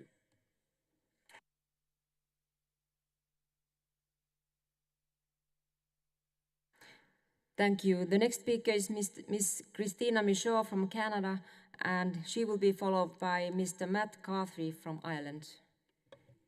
Merci, Madame la Présidente. Chers collègues, cette Assemblée se prononce sur les atrocités du conflit en Ukraine depuis plusieurs années déjà, et nous devrons continuer de dénoncer cette agression tant et aussi longtemps qu'il le faudra. L'Assemblée parlementaire de l'OSCE doit dénoncer tout conflit armé qui menace la vie de civils et d'innocents, comme c'est le cas dans la bande de Gaza. Nous devons reconnaître et accepter le droit des peuples à l'autodétermination et respecter la souveraineté territoriale des États. Il semble que nous vivions un tournant historique où les relations internationales sont gravement mises à mal. Alors que nous devrions nous unir pour la paix, la communauté internationale est plus divisée que jamais et les conflits ne cessent d'émerger. L'Alliance des États autoritaires et totalitaires cherche à imposer un ordre mondial basé sur la force, en conflit direct avec ceux qui s'efforcent de défendre un ordre basé sur les règles du droit international. Le présent est instable et l'avenir imprévisible.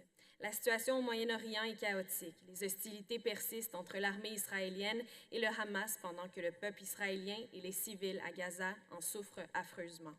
Conflits armés, crises migratoires, corruption, maladies infectieuses, intelligence artificielle, sécurité énergétique, désinformation, crise climatique. Partout sur la planète et dans la région de l'OSCE, les enjeux sont nombreux et les bouleversements le seront tout autant. L'année 2024 est marquée par un super cycle d'élections alors qu'environ 54% de la population mondiale se rend aux urnes. La montée des extrêmes est inquiétante et aura des impacts inévitables sur l'équilibre politique mondial. Nos yeux sont évidemment tournés vers les États-Unis et vers la France où les incertitudes sont nombreuses. C'est pourquoi il apparaît plus que jamais nécessaire de nous mobiliser, nous entraider, dénoncer les agressions et les agresseurs, faire tomber les barrières et reconstruire les ponts. La santé et l'avenir de la démocratie en dépendent. Merci, Madame la Présidente.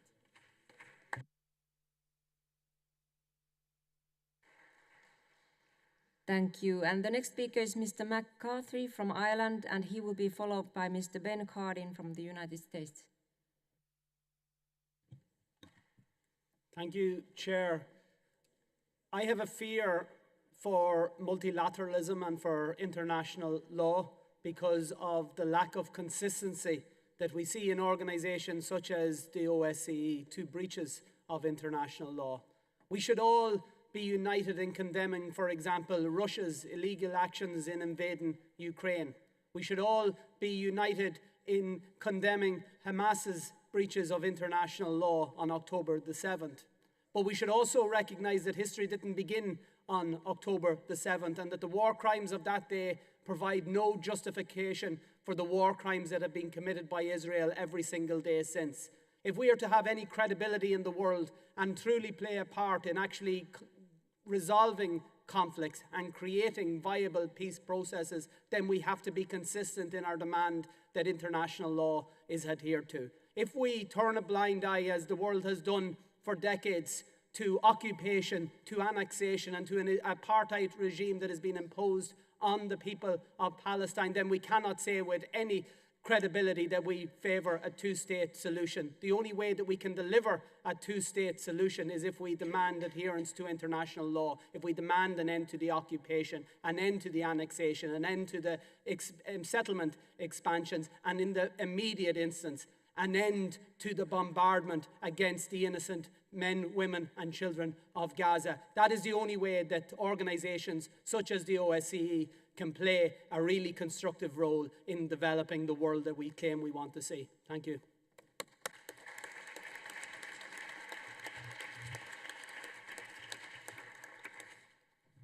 Thank you. The next speaker is Mr. Ben Cardin from the United States, and he will be followed by Mr. Kamil Aydin from Turkey. Thank you, Madam Chair. I've been listening to our colleagues, and we all share the frustration of what's happening in the Middle East. The loss of innocent life is painful for all of us.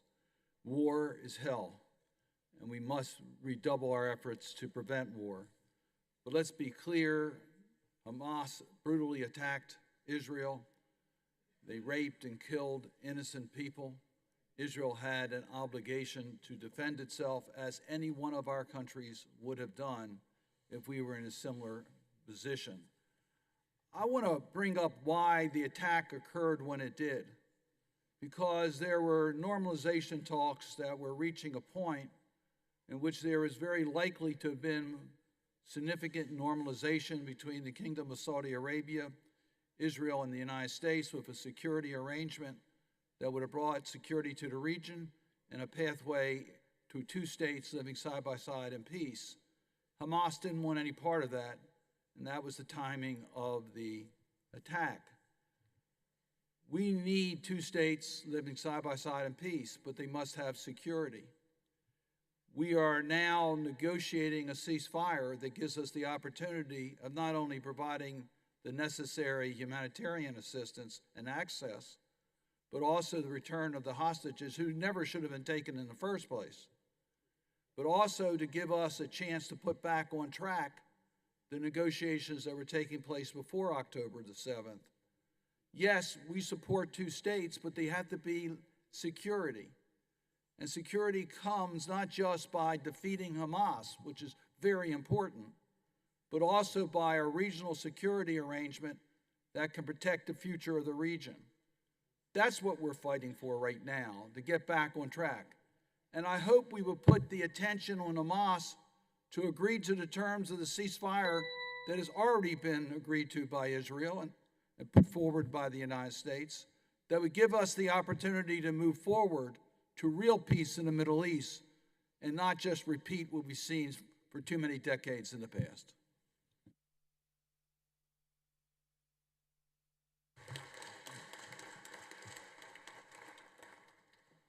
Thank you. I now give the floor to Mr. Kamil Aydin from Turkey, and he will be followed by Mr. Stéphane Demille de France.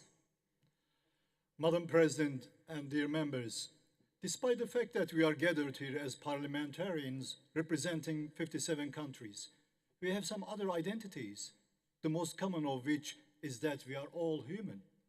Being human utterly urges us to leave aside all the personal policies, value judgments, ideologies, priorities, and focus on making people live by defending the peace rather than the war, and the life rather than the death, as we all tragically experience through history that there is no victor of war as well as loser of peace.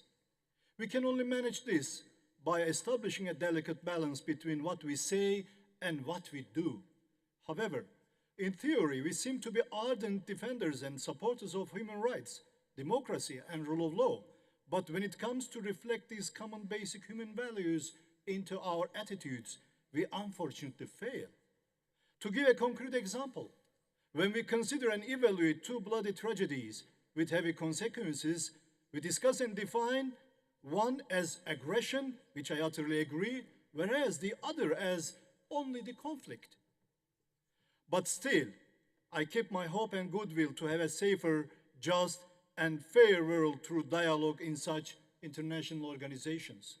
It's very important that the OSCE provides such a platform for dialogue. I hope that the consultations and discussions we have here will contribute to the stop miseries and bloodshed in Gaza by establishing a permanent ceasefire, peace, and stability. In relation to any instability in the Middle East, as the Vice Chair of the Ad Hoc Committee on Countering Terrorism, I would like to draw your attention to the probable threats and challenges with regard to terrorism. As a result of severe chaos and instability in Iraq, Syria, Yemen, Libya, Lebanon, and lately in Gaza, people are devoid of meeting their basic humanitarian needs in their own countries. The deteriorating situation in the Middle East poses new economic, social, and political risks and threats, not only in the countries of the region, but also in the rest of the world. The appalling conditions also trigger such crimes as Islamophobia, anti-Semitism, racism, discrimination, hate speech, and extremist violence in the world. On the other hand, this also provides a vast area for vicious plans and opportunities for terrorist organizations to commit any crime and recruit new members, not only in the region, but also in the OSCE countries. Therefore, as OSCE members, we are obliged to develop a common stance to ensure peace and stability in the Middle East, especially in Gaza. Thank you.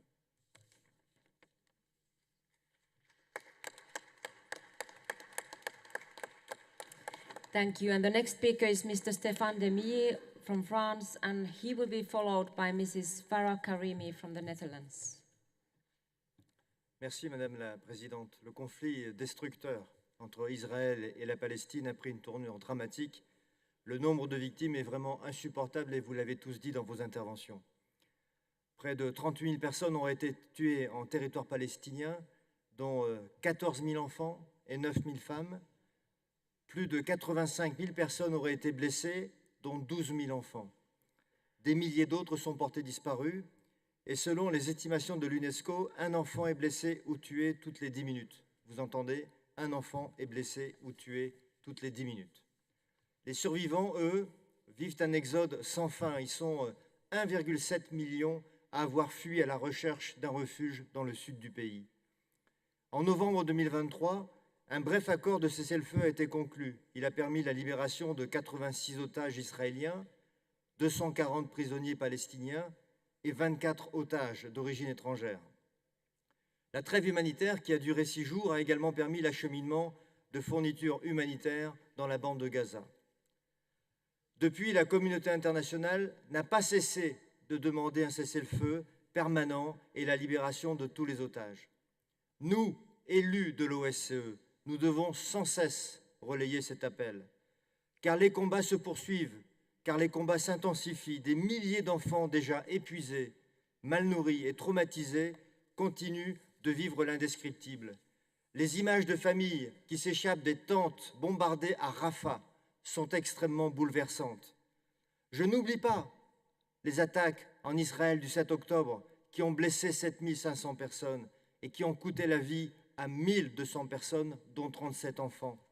Je n'oublie pas qu'au 20 juin, on estimait encore à plus de 130 personnes le nombre de personnes retenues en otage. Mais là, je pense qu'il faut arrêter. À l'OSCE, il est de notre rôle de continuer à appeler à un cessez-le-feu immédiat et à la libération inconditionnelle de tous les otages. L'impact humanitaire de ce conflit est insoutenable, surtout, vous l'avez compris, pour les enfants dont je voulais parler aujourd'hui, parce que les enfants sont d'abord des enfants avant d'être des Palestiniens ou des Israéliens. Permettez-moi de terminer, Madame la Présidente, en citant un journaliste français, André Frossard, qui disait « Dans les guerres, ce ne sont peut-être pas les enfants que l'on vise, mais ce sont eux que l'on tue. »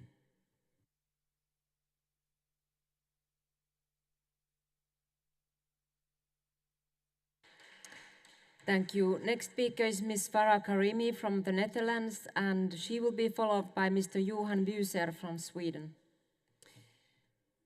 Many speakers stated already, there is a genocidal war going on against Palestinians.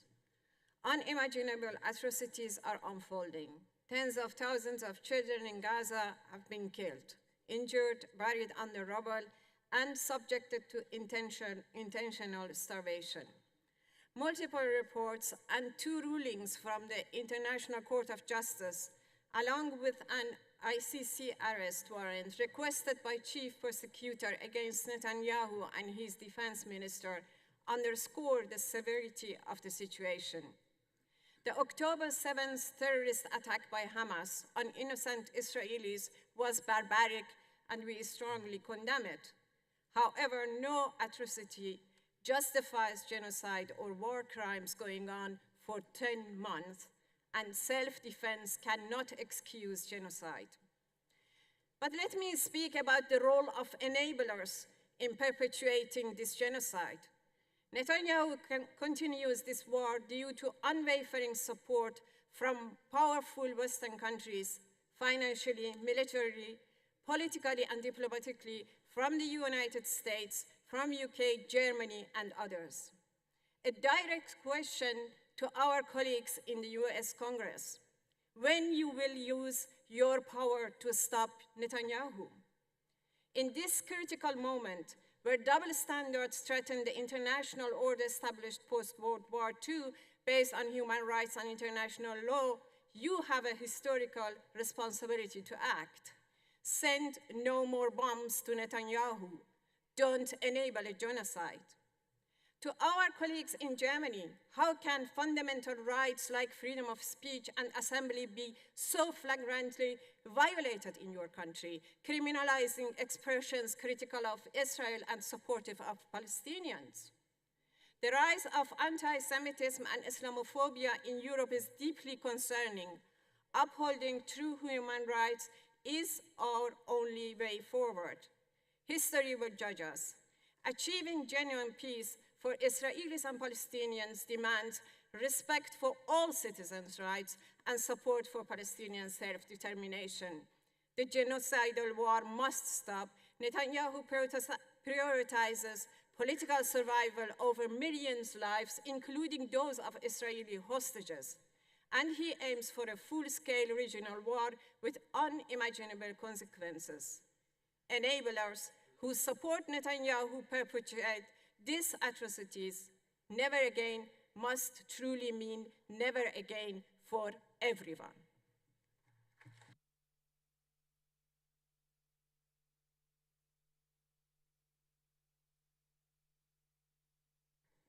Thank you. And the next speaker is Mr. Johan Büser from Sweden, who will be followed by Mr. Mauro Del Barba from Italy. Thank you. Dear Madam Chair, dear delegates, after Hamas' terrible terrorist acts against innocent civilians on October the 7th, more than 1,000 people were murdered, terrorized, and captured. And after the war in Gaza started, almost 40,000 people have been killed, many of them women and children. The United Nations' own investigations show that both Israel and Hamas have committed serious war crimes. And the current situation in Gaza and the fact that it could arise at all is a disgrace in history. Our international law with rights and obligations must apply to everyone, no matter in which country you live. We as politicians and part of the OSCE family must and cannot contribute to the burden of silence regarding the ongoing situation in Gaza. There must be an immediate ceasefire. The hostages taken by Hamas must be released immediately. The UNRWA humanitarian support must reach the people in need. The court rulings of ICJ and ICC must be respected. And we welcome that the European Union is now introducing sanctions against Israeli settlers. In the beginning of this year, I personally visited the region in Middle East. We visited Jerusalem, Ramallah, and Tel Aviv. On site, we met with organizations from civil society. We met with politicians from our sister parties on both sides. We met with relatives of those held hostage by Hamas, and we met with representatives of the UNRWA. And in the shadow of the tragedy with the hostages and the humanitarian catastrophe in Gaza, settler violence and repression in the West Bank are increasing. Our partner organizations from civil society in West Bank, they testify about the fear and the hopelessness of daily suffering from the occupation in the West Bank, an occupation that furthermore continues with new Israeli and illegal settlements. We must also by all possible means stop the risk of the regional escalation that many of you already have spoken about. Swedish social democracy has a strong commitment to achieving a two-state solution. This year, it was 10 years ago since our Swedish government recognized the Palestinian state. And now we see more countries talking about the real need for a two-state solution. In the OSCE Parliamentarian Assembly, it would be a good idea to include Palestine in our Mediterranean Forum, side by side with Israel. If we are serious about our work for the freedom of all people, then we have an obligation in our international work to continue to work for a free Israel and a free Palestine. Thank you.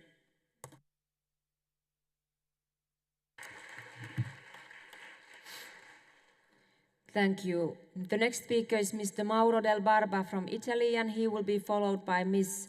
Özgül Saki from Turkey. Grazie Presidente.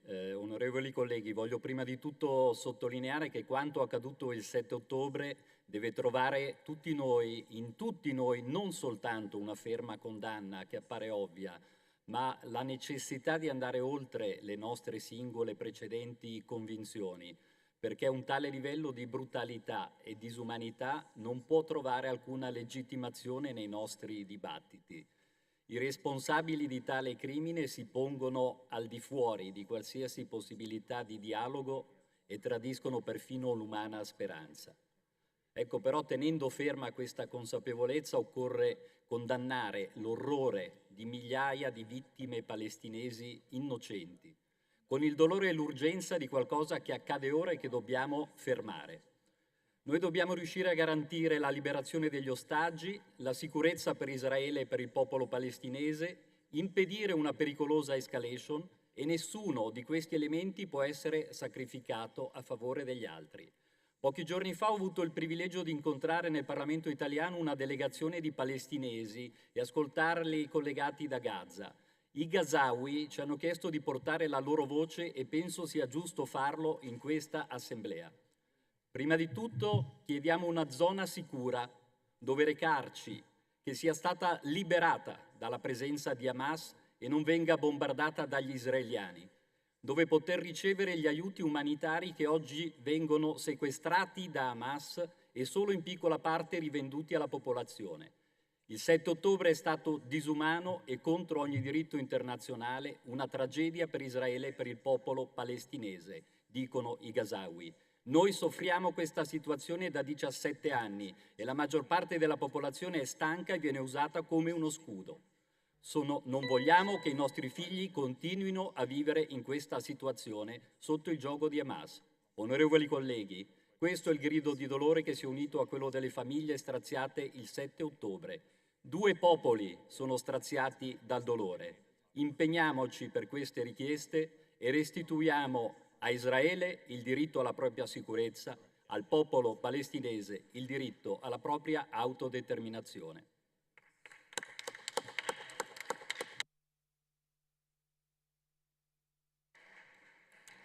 Thank you. The next speaker is Ms. Özgül Saki from Turkey, and she will be followed by Mr. Matti Raidma from Estonia. Thank you, dear Chair. First of all, I would like to point out that the war isn't between Hamas and Israel, but between Palestinian people and Israel state. If it wasn't for Israel's occupation of Palestine lands, this whole tragedy wouldn't have happened. I think that we ignore the interconnection between the wars, and that is precisely why the policies developed are incomplete and inadequate. Another war that feeds all wars taking place right in front of our eyes, but is hardly ever mentioned. On one side of the war, there is one Europe, which pursues its economic interest and in this pursuit denial of human rights. On the other side of the war, there is another Europe, that defends human rights for all living peoples. Europe's war with itself. Europe, for example, Europe doesn't want Russia to advance. It constantly draws attention to Russia's crime against humanity. But same Europe is comfortable with Israel's policy, turning a blind eye to its crime against humanity. Europe leaves the Palestinian people alone, yet Hanzala is still watching all of us, all of Europe. And what does Hanzala see? Genocide. Let's go through more specific and current cases. In Turkey, after March 31st election, the right to elect and be elected was ignored in Van and Hakkari. District trustees were appointed. Demirtas is still unjustly imprisoned, and so is Kavala. Europe is silent. In conclusion, in this war that Europe is waging against itself, the side that defends human rights and democracy unfortunately seems to be losing. We are in favor of Europe that defends human rights. And it seems that this Europe needs us very much because as we have mentioned, this Europe is losing. We expect Europe to defend human rights and democracy in all circumstances. This is the only way for Europe to be able to win itself. Thank you.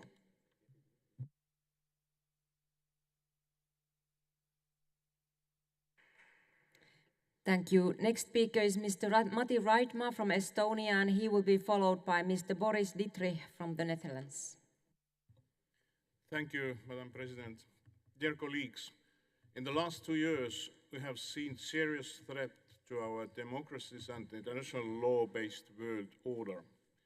After the horrific terroristic attack carried out by Hamas in October last year, the whole world was in outrage.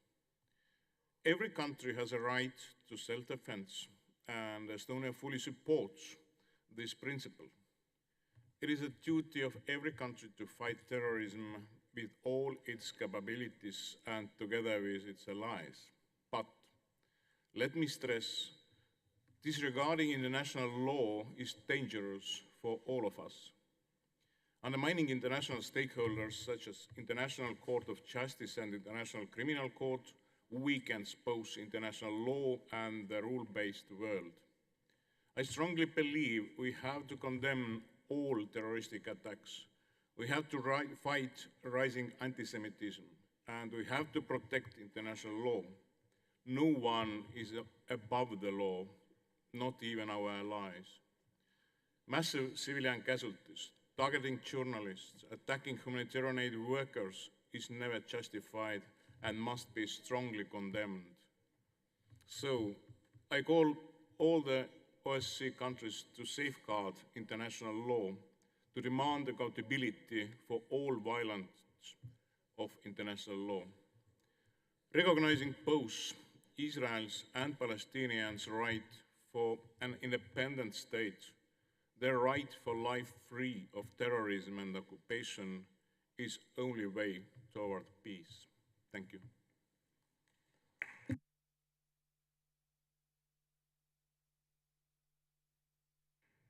Thank you. Dear colleagues, I still have 3 names on the list before we start with the open general debate. And the next speaker will be Mr. Boris Dietrich from the Netherlands, and he will be followed by Mr. Artemi Rayo from Spain. Thank you, Mr. Speaker. Since the heinous terrorist attacks by Hamas on October 7th last year on the south of Israel, and Israel's response to eliminate Hamas in Gaza, a time of human loss and suffering ensued. There are still 120 people abducted by Hamas and held hostage in Gaza, and these people should be brought back home safely and immediately.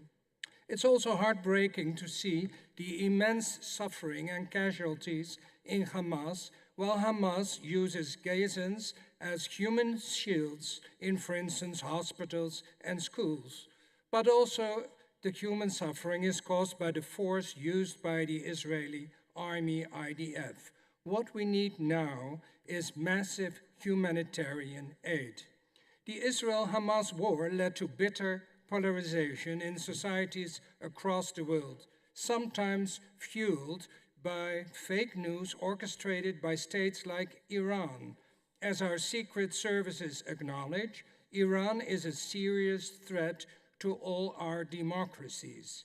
And the northern part of Israel is now under attack by Hezbollah attacks from Lebanon, and Israel's response makes it a volatile situation. Dear colleagues, anti-Semitism is on the rise in the OSCE region, also in my country, the Netherlands, and this must stop. I think that education, information, political leadership is key in combating anti-Semitism. In my country, the Netherlands, there is also a call for an academic boycott of Dutch universities with ties to Israeli scholars and universities by pro-Palestinian demonstrators. Such an academic boycott is reproachable. We must value academic freedom and the freedom of expression also by Israeli universities and scholars. It's also beneficial for the many Palestinian students enrolled in Israeli universities. They can be part of an enduring solution.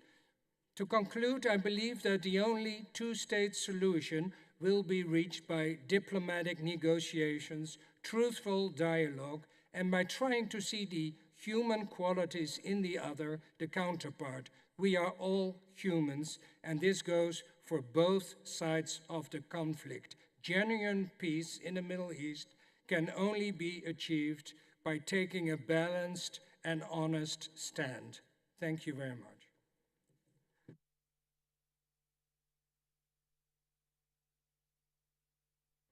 Thank you. The next speaker is Mr. Artem Rayov from Spain, and he will be followed by Malik Ben Ashur from Belgium.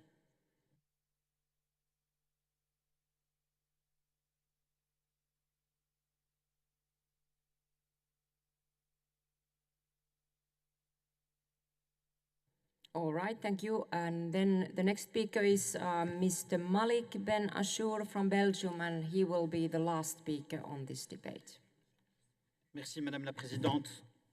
Alors, les mots sont importants. Que se passe-t-il à Gaza? À Gaza est conduite une guerre contre le Hamas qui s'est transformée en réalité en une guerre contre tout un peuple. Retenez ce mot, Daïa. Daïa est le nom de cette doctrine militaire qui définit les moyens de la guerre israélienne. Son principe, il est très simple. La dissuasion par la disproportion de la guerre. Pour dissuader ses ennemis, il faut faire le plus de dégâts possible, il faut tout détruire, les infrastructures et les corps. Ceux des femmes, des enfants, des vieillards, des bébés, des journalistes, du staff des Nations Unies. Et je rappelle que le ratio morts par jour est le plus élevé au monde depuis des décennies. Des allégations de torture et d'abus sexuels graves à l'égard de civils palestiniens dans les prisons israéliennes ont été publiées par la presse israélienne. Des milliers de personnes sont mortes, tuées dans des bombardements, par des tirs d'artillerie ou tuées par des snipers, comme cette mère et sa fille devant la plus ancienne église de Gaza. Je pense aussi à cet enfant de 5 ans, décapité dans un bombardement dans les bras de son père.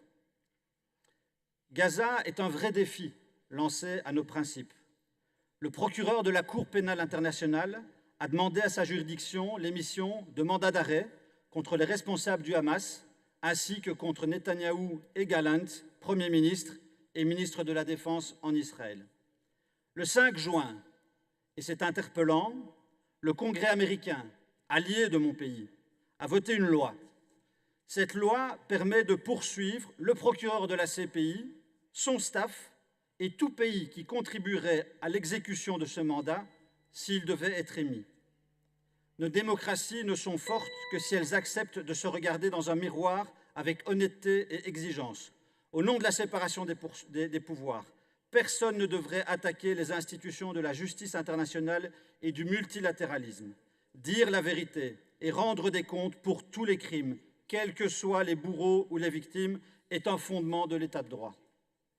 Il faut mettre fin au massacre, arrêter la livraison d'armes, trouver le chemin de la paix et de la justice. La reconnaissance générale de l'État de Palestine est un premier pas sur ce chemin.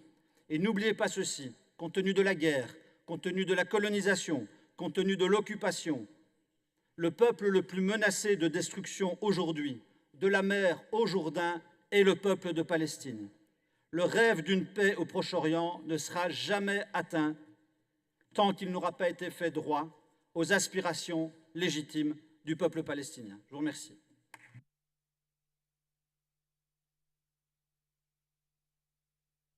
Thank you. Contrary to what I just said, there is still one name on the list, and that is Mr. Michael Creed from Ireland.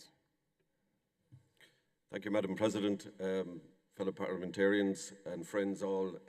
I concur with the views expressed by my colleague from America, Senator Cardin, who said for a two-state solution to work effectively, we must have peace and security. However, I struggle to see how the circumstances in Gaza today will build a lasting, peaceful and secure two-state solution for the Middle East. I've had some difficulty personally in acclimatizing to 35, 36, 37 degrees centigrade here in Bucharest. And I imagine if you're a child in Gaza, homeless, bombed out of your home, living under a sheet of plastic, hungry, without access to water, maybe an amputee. To me, the actions of Israel that have delivered that inhuman suffering on children in Gaza makes Israel the greatest recruiting sergeant for the next generation and the generations after that of Hamas terrorists. Of course, we all collectively condemn October 7th. And, you know, we can go back before that and we can go after it. But we have to deal with the realities we're confronting today. Hungry, homeless, children without access to food, where food has been weaponized, where children queue for endless hours, where humanitarian aid is blocked today, released tomorrow. That is the fertile recruiting ground for the next generation of Hamas terrorists. And we need to bear that in mind in the context of building a lasting peace and security. I say to my fellow colleagues in the European Union, we have a new Commission, we have a new President. Our citizens rightly ask, if we can impose sanctions on Russia, why can we not impose economic sanctions on Israel? As representatives of parliamentary democracies, as the Parliamentary Assembly of the OSCE, as signatories of many international conventions and supporters of a global legal order, I think we have to collectively say to Israel, to the state of Israel, to the people of Israel, in God's name, stop the killing. Thank you.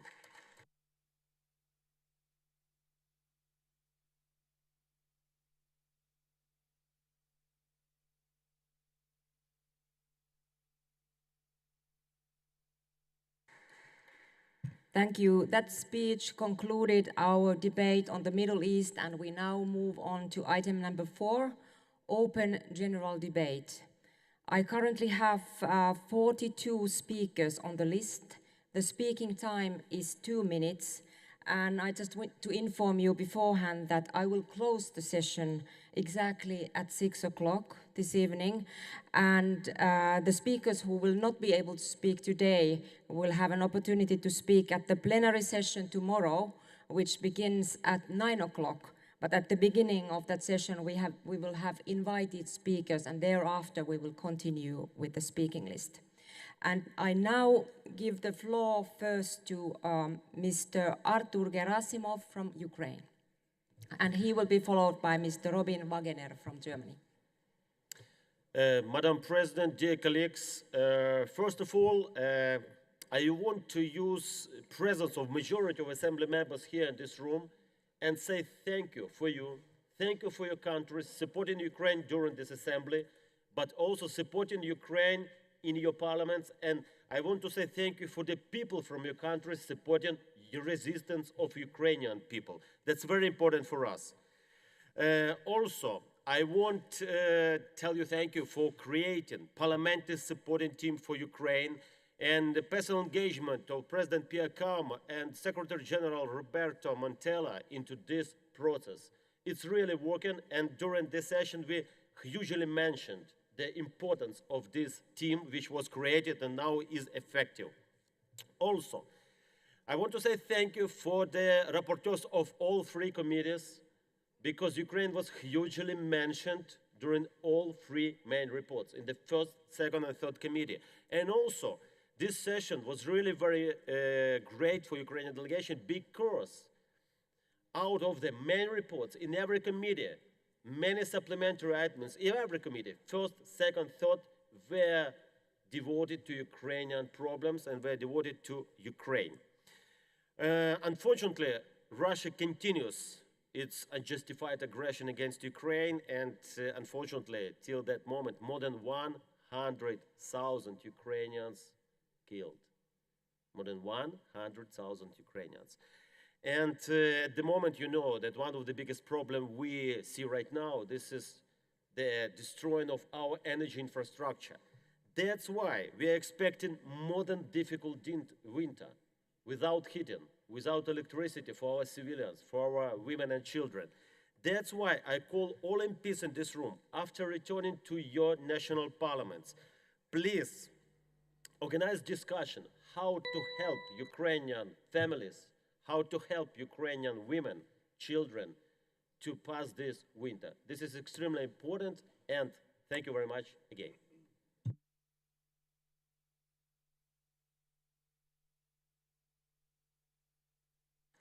Thank you. I now give the floor to Mr. Robin Wagener from Germany, and he will be followed by Mr. Ben Cardin from the United States.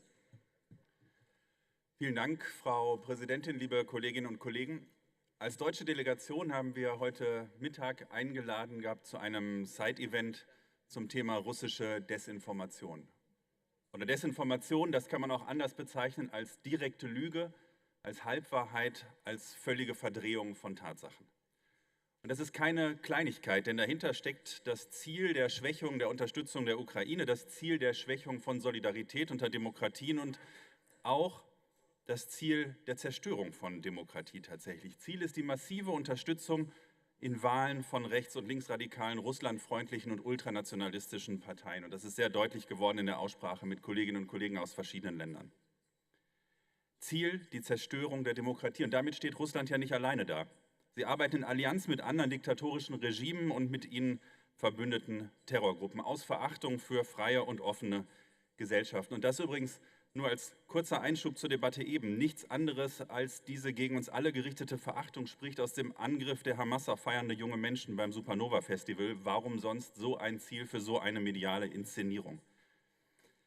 Um Mord und Totschlag eben genau so auszunutzen. Aber ich komme wieder zum Thema der russischen Desinformation und Destabilisierung. Mit Lügen über Werte der freien Gesellschaften, mit Lügen über wirtschaftliche Situationen und mit Lügen über Frieden, über Sicherheit in Europa arbeiten sie. Und genau die Angriffsrichtung dieser russischen Propaganda zeigt auch auf, wie unsere Organisation mit ihren 3 Dimensionen das Spektrum für einen Teil der Antworten bietet. Weil ein Ziel die Zerstörung des Vertrauens in demokratische Prozesse und Institutionen ist, genau darum ist es so wichtig, dass wir als Parlamentarierinnen und Parlamentarier auch immer wieder zusammenkommen und genau diesen Wert dieser Prozesse hochhalten. Sie wollen die Spaltung von Gesellschaften, sodass es irgendwann kein Zuhören und Miteinander mehr reden ist, sondern nur noch ein Niederschreien und Bekämpfen von politischen Feinden. Und wir kommen hier zusammen, um auch über kontroverse Dinge, und da bin ich sehr dankbar dafür, dass wir das tun, auch über sehr kontroverse Themen im gegenseitigen Respekt voreinander, miteinander hart diskutieren.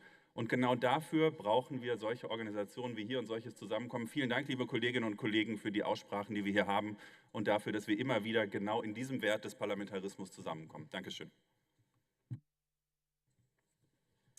Thank you. And our next speaker will be Mr. Ben Cardin from the United States, and he will be followed by Mr. Birgir Thorarinsson from Iceland. Madam Chair, first, on behalf of the U.S. delegation, our chair, Congressman Wilson, and our entire membership, And I think it goes for all of us. We want to thank the Romanian hosts for just an incredible assembly. The arrangements they made were spectacular.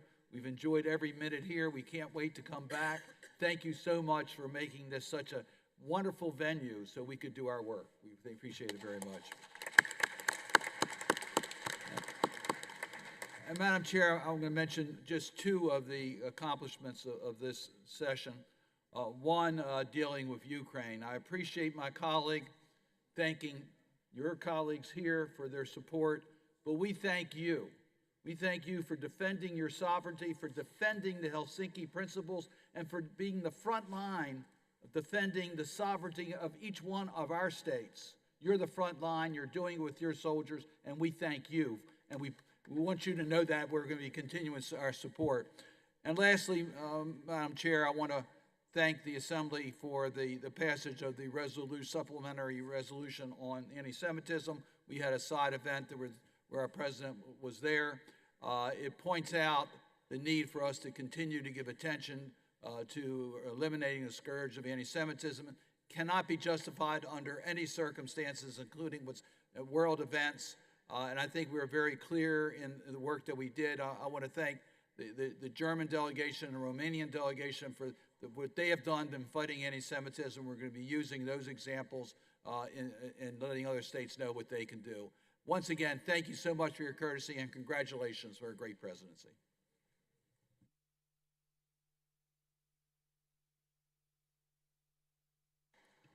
Thank you.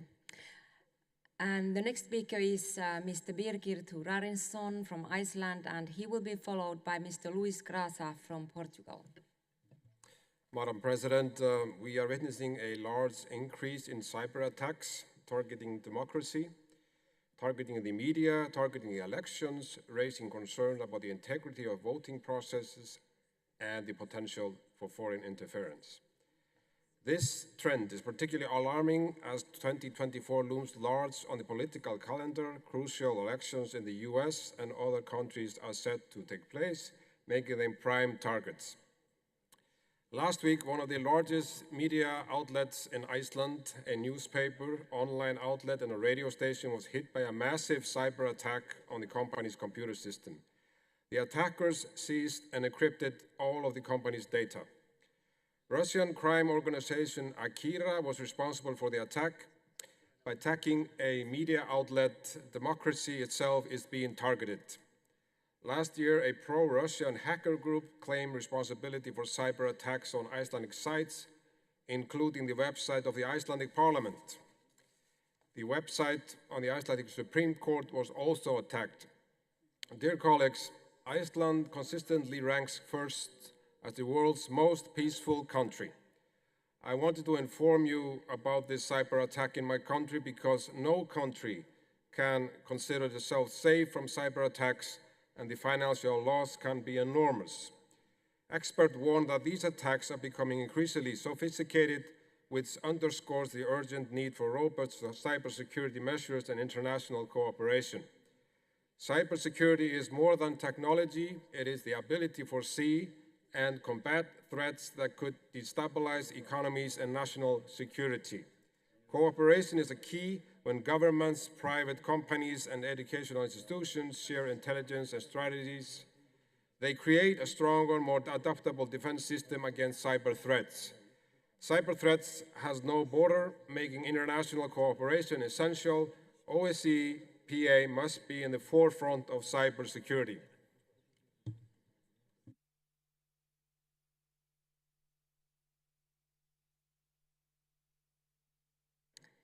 Thank you. The next speaker is Mr. Luis Graça from Portugal, and he will be followed by Mr. Ville Kaunisto from Finland. Dear Madam President, this morning while walking to our meeting, I came humming a song. What a wonderful world this could be. When we gather representatives of 56 national parliaments in this room to discuss the problems of the world, war in Europe, war in the Middle East, we cannot help but face the world as it is and imagine the world it could be. According to the Institute for Economy and Peace, we have 56 active conflicts at this moment. It is a record number since World War II. We live in a world increasingly threatened by wars, poverty, and extremism. The Helsinki Final Act created the OSCE to enable dialogue, to reduce distrust, to invest diplomacy, to ensure peace, security, and primacy of international law, human rights, and above all, to make politicians work together. No country, no matter how big or strong, can face this current challenge alone. Cooperation is the word. Can we solve the security problem, whether in Ukraine, Palestine, or in the Horn of Africa, in isolation? Can we make the energy transition or adapt our development model to climate change in isolation? Can we assure compliance with human rights, combat traffic, human traffic, and violence against human and children in isolation? Dear colleagues, no, we cannot. We need a global cooperation to rebuild trust and heal divisions. Politicians, in particular parliamentarians like us, are creators of compromises. To create commitments, we need to understand and to have empathy. And for that, we need to work on the ground, on the field. We need to work together. I would like to give the example of President Pies Kauma's decision to create the parliamentary support team of Ukraine. Several of us had the opportunity to be in Kyiv, to be alongside our fellow Ukrainian colleagues, to meet with the government, monitor investigations into war crimes, into missing children, and monitor the social, military, and economic needs of the Ukrainian people. With this information, we can put pressure on national governments to continue supporting Ukraine, because their struggle is our struggle. But this initiative can be replicated on other stages and other subjects. More field work must be a priority. Being close, seeing, listening, working towards understanding each other is the way to find good political solutions for war in Ukraine, but also in Palestine, for migration, which is turning the Mediterranean Sea into a cemetery, for climate change, with the advent of the desert and hunger, especially in Africa. More field work and more attention to small conflicts. Monitor and act before these small disputes turns into major conflicts. This must also be the rule and the priority of the OSCE. Mr. Putin, stop the war in Ukraine. Mr. Netanyahu, stop the war in Palestine. Dear colleagues, there are too many conflicts, too many wars and division. We need to bring people together. So let's start by raising our voices for peace and dialogue, pour Frieden und Demokratie, pour la paix et la liberté, pour la paz et la justicia. Thank you. Hope to see you all in Lisbon in 1 year.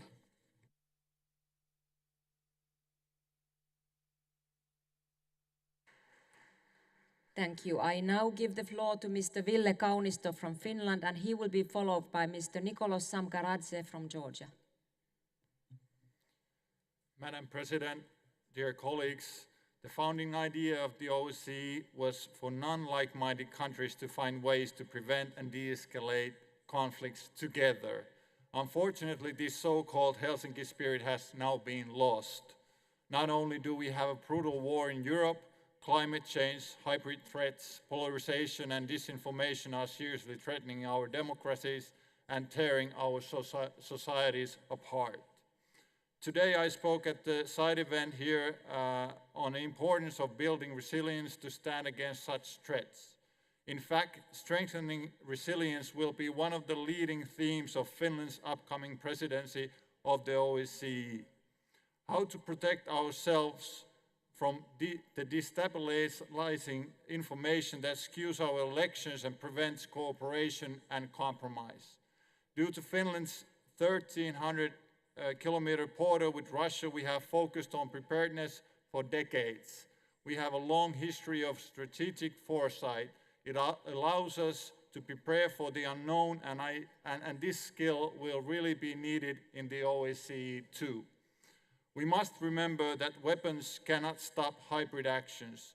The success of our defense depends on our resilience to withstand acts that threaten the trust in our democratic processes, the rule of law, and fundamental rights. We will prevail.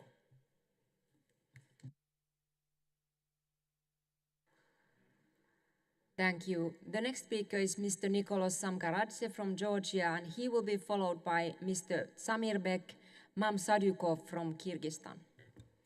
Thank you. Dear colleagues, when I signed up for the open debate 3 days ago, I planned to speak about the security situation in the Black Sea region, but yesterday's developments in the first and third committee have changed my plans. Yesterday, Georgia was groundlessly attacked by adding several amendments to otherwise very balanced and good resolutions. First, among the 8 elections that will be held in the coming autumn in the OSCE area countries, only the Georgian elections were singled out and its integrity speculatively put under question mark, thus deliberately discrediting the elections 4 months in advance. The amendment also implied that observation missions carried out by the OSCE were also ineffective since they were not robust enough. Not a very good assessment of our work. Secondly, another amendment singled out polarization in Georgia and criticized our government for it. Whereas political polarization is even deeper in many other countries of the OSCE area, the resolution doesn't criticize polarization in any other member country but Georgia. This, I believe, is also a targeted attack on my country, let alone allegations that a new law on transparency would restrict freedom of speech and assembly, which is just a blatant lie. France and Canada, members of this assembly, also adopted similar laws last month, but I have not seen any mention of them in the resolutions, what makes me think that here also Georgia was deliberately singled out. But all these amendments pale in comparison to the amendment regarding Georgian-Russian conflict. If I had not witnessed the process myself, I would have thought that the amendment and its wording came from the members of Russian Duma, but then I realized that Russians are not here. The wording that was added to the paragraph on Russian occupation of Georgian territories is exactly what Russia has been trying to achieve in international negotiations in Geneva for the last 16 years, to portray as if Russia is not a party to the conflict, and I quote the text from the amendment, Tbilisi-controlled Georgia, Abkhazia, and South Ossetia need to reconcile. Now the paragraph reads that there are 3 parties to the conflict, a strange construct, Tbilisi-controlled Georgia, Abkhazia, and South Ossetia. Up until yesterday, I thought this organization recognized only one Georgia within its internationally recognized borders, and I thought I was representing it for the last 4 years. Apparently, this assembly now thinks that there is Tbilisi-controlled Georgia, an absolutely unacceptable term on the one hand, and Abkhazia and Ossetia on the other. Very heartbreaking, to say the least. The amendment also implies that Russia is trying to solve the conflict through different channels, which is also a disinformation and is a face-saver for Russian destructive behavior in the frame of Geneva format. All of this is gravely concerning, especially because OSCE is a co-chair of Geneva talks, and the United States, whose representatives authored the amendment, is a member of the Geneva format and strategic partner of my country. Inclusion of this wording into the resolution goes against the principle of territorial integrity of Georgia and stated policies of the OSCE and the United States. Georgian proposal to insert occupation of Georgian territories in another amendment talking about Russian malign activities was also surprisingly rejected. Due to this horrendous undermining of Georgian state interests, we will vote against the final declaration for the first time in history. I am well aware that our vote is not decisive as we are a small country and we have a very small delegation, and definitely we will not be outnumbered, but we have to openly declare that these are biased amendments with statements based on hearsay and no supporting evidence. It is very frustrating to see this assembly playing into the hands of Russia in this particular case. But our determination remains unshaken and we will continue to fight to defend this country, to defend our country. Thank you very much. Dear Ms. Chairman, dear colleagues, ladies and gentlemen, allow me, on behalf of the delegation of the Georgian of the Kyrgyz Republic, to welcome all invited guests of today's summer meeting of the OSCE. Dear colleagues, the Georgian of the Kyrgyz Republic continue to actively participation in the work of the OSCE Parliamentary Assembly, thereby contributing to the strengthening of parliamentarism in the region, as well as to strengthening close cooperation between all parliaments of the OSCE region. As you know, the international peace and security and also the suffering caused by conflicts is unacceptable. Parliaments of Kyrgyzstan are ready to work with the colleagues and all incited parties to achieve a peaceful resolution on end conflicts. Unfortunately, hostilities between Russia and Ukraine also continue. Kyrgyzstan, like the whole world, is following these strange events with great concern. and empathy. We proceed from the fact that all conflicts must be resolved exclusively through political and diplomatic means. In this context, the role of OSCE field mission in conflict resolution, which provide important and necessary first information on the ground, also plays an important role. Dear participants, issues such as terrorism, illicit arms trafficking, the steel trade, and cybercrime are common challenges for all OSCE participating states. They can only be dealt with through joint efforts. We are confident that OSCE Parliamentary Assembly will continue to contribute to strengthening mutual trust, confidence and constructive cooperation between participating states, respectively, to ensure peace and stability in the OSCE region and beyond. So, let me wish all participation in today's meeting successful and fruitful work. Thank you very much. Thank you. And our next speaker on the list is Mr. Serhiy Yevtuchok from Ukraine, and he will be followed by Mr. Azai Guliev from Azerbaijan.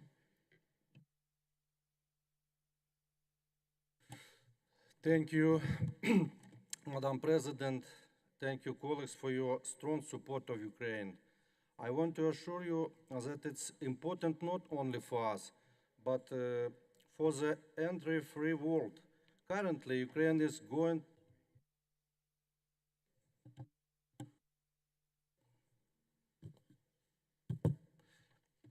perhaps the most difficult period because of full-scale aggression of the Russian Federation.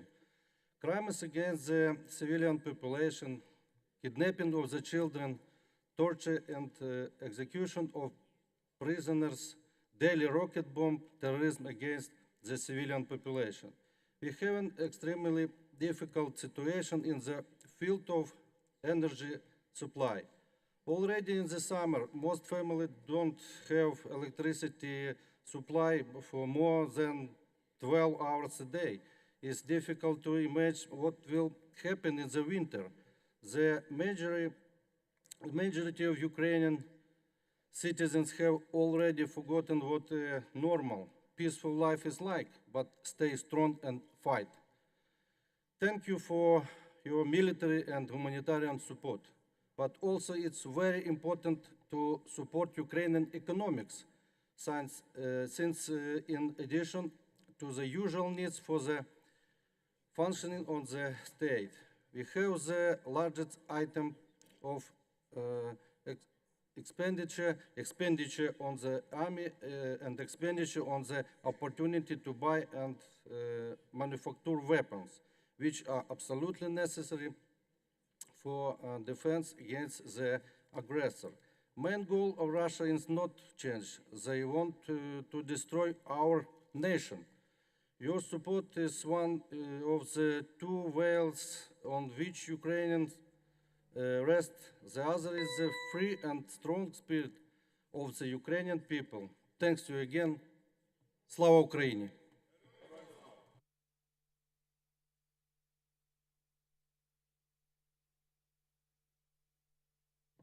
Thank you. I now give the floor to Mr. Azai Guliev from Azerbaijan, and he will be followed by Honorable Hedy Fry from Canada.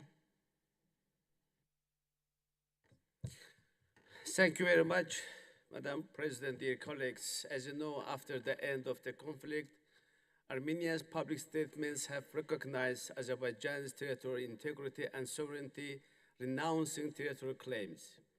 But the critical question still remains: does this commitment translate into genuine action? The answer is unfortunately no. Let me explain why. Because the Armenian constitution unfortunately still contains territorial claims regarding the reunification of a part of Azerbaijan's territory with Armenia.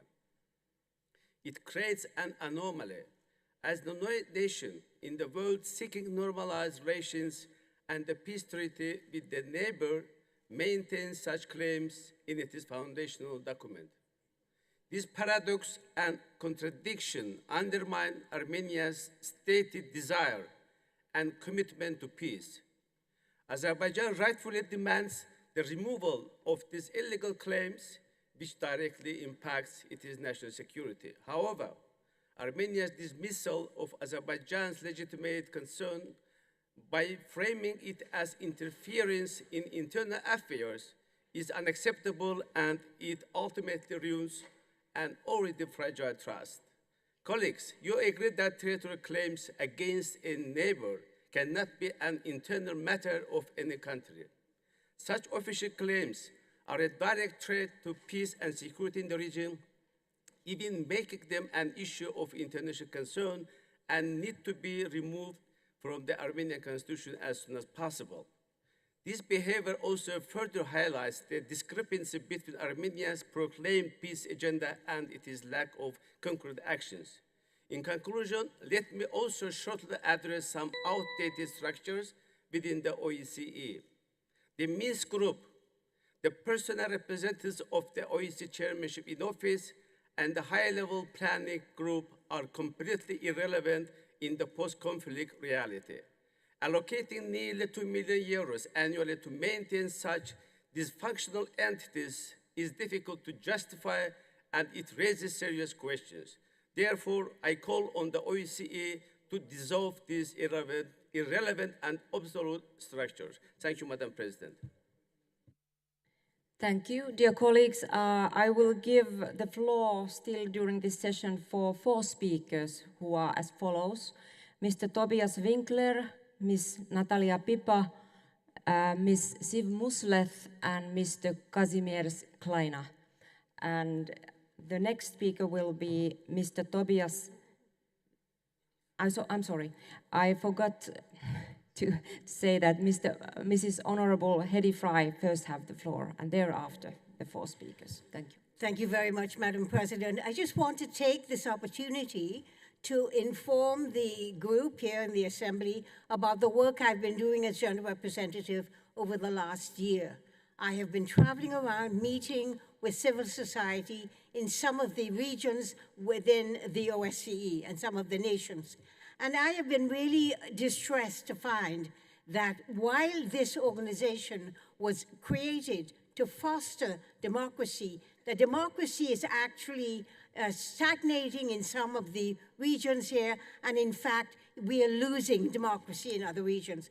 Because a big part of democracy is civil society, the ability to have a vibrant, active civil society participating with government to make sure that their country is strong. And I found that in a lot of the countries I spoke to, that in fact civil society is being actively muzzled by not funding civil society in some states, by also demanding that any civil society that gets funding from another state or outside of that state is considered to be foreign agents, considered to be treacherous, to be considered to be working against their government. That is really distressing to see that happen. The second piece is that we found that actually actively creating policies that prevent civil society from meeting, from talking, from working with government to be able to create good solutions, good legislation, good policies. This is not happening in some areas. And finally, one of the things that really distressed me a great deal was to see that, in fact, certain civil societies have been actively legislated again and prevented from acting, such as societies that support women and support LGBTQ2+ communities. This is not the democracy we're looking for. Democracy is strong when people work together and when government and civil society form a partnership to be able to do the best for their country and their citizens. I just wanted to state that and thank the Assembly for supporting my supplementary item on this issue today. Thank you.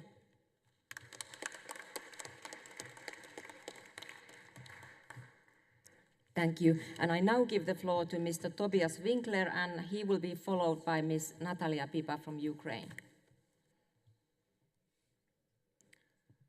Dear Ms. President, dear colleagues, so first of all, let me thank all of you to confirm me in my new position as rapporteur of the first committee.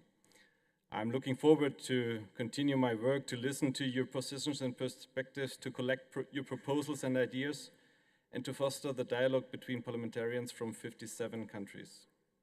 All this is needed to develop a consistent roadmap for security in the OSCE area and beyond. Here in Bucharest, we obliged ourselves to the support for Ukraine, the accountability for violations of international law, strengthening the OSCE EPA's role in conflict resolution, preventing further escalation in the Middle East, and combating disinformation and hybrid threats. The sovereignty or territorial integrity of Ukraine remain our collective responsibility. Our support is not merely a gesture of goodwill, but a fundamental obligation under international law. And let me use this to endorse our discussions on hybrid threats. Disinformation and cyber attacks pose significant challenges to our security. The proliferation of false information undermines public trust, destabilizes societies, and erodes democratic processes. Combating these threats is a task where cooperation is key. Also, for this kind of cooperation, the OSCE Parliamentary Assembly provides the perfect platform. But working together for a better and peaceful world requires not only political will, but also adequate financial resources and institutional support. So when you leave Bucharest tomorrow towards your capitals, please keep in mind that it's our parliaments that must advocate for increased funding and capacity building for the OSCE EPA, ensuring we can effectively fulfill our mandate. As lawmakers, we are at the forefront of shaping policies and ensuring their execution. We must work collaboratively, transcending political differences to safeguard our shared values and security. The challenges we face are significant, but so are the opportunities for collaboration and progress. So let us build bridges, let us find solutions, and let us continue to build a more secure and resilient future 50 years after signing the Helsinki Final Act. Thank you.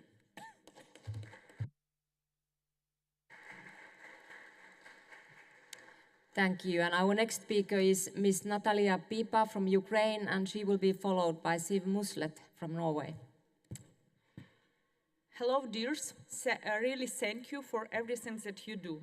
But the third year of the war, Ukrainians still live in the realities of war, which are difficult to get used to.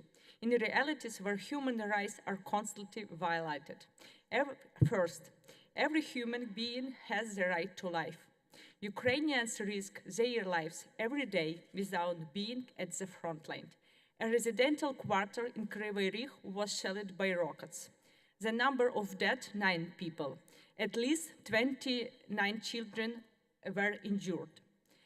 At the days of OSCE, we have missiles in the Dnipro, Kharkiv, and Kyiv. We have more injured and dead people. Second, Ukrainians are subjected to tortures in captivity.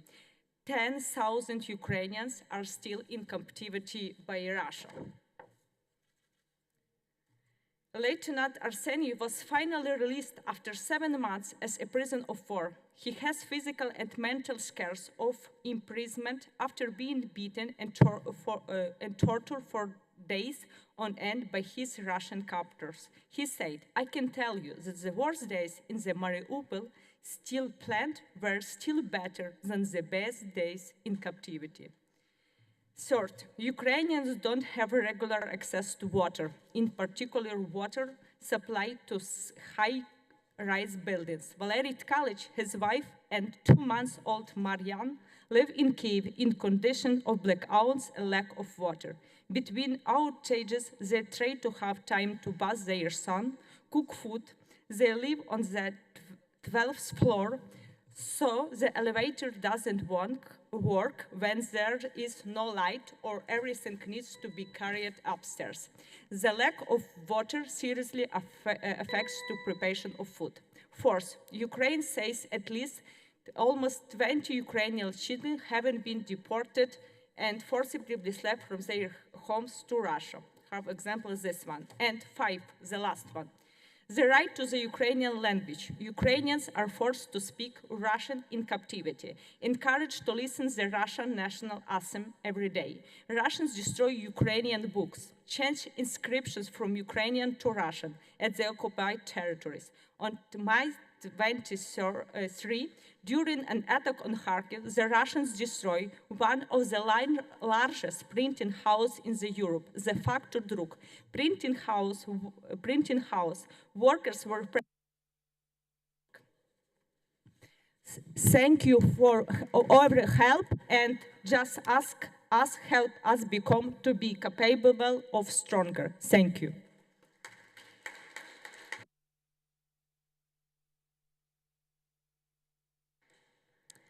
Thank you. Our next speaker is Ms. Siv Muslet from Norway, and the last speaker after her will be Mr. Kazimierz Kleina from Poland.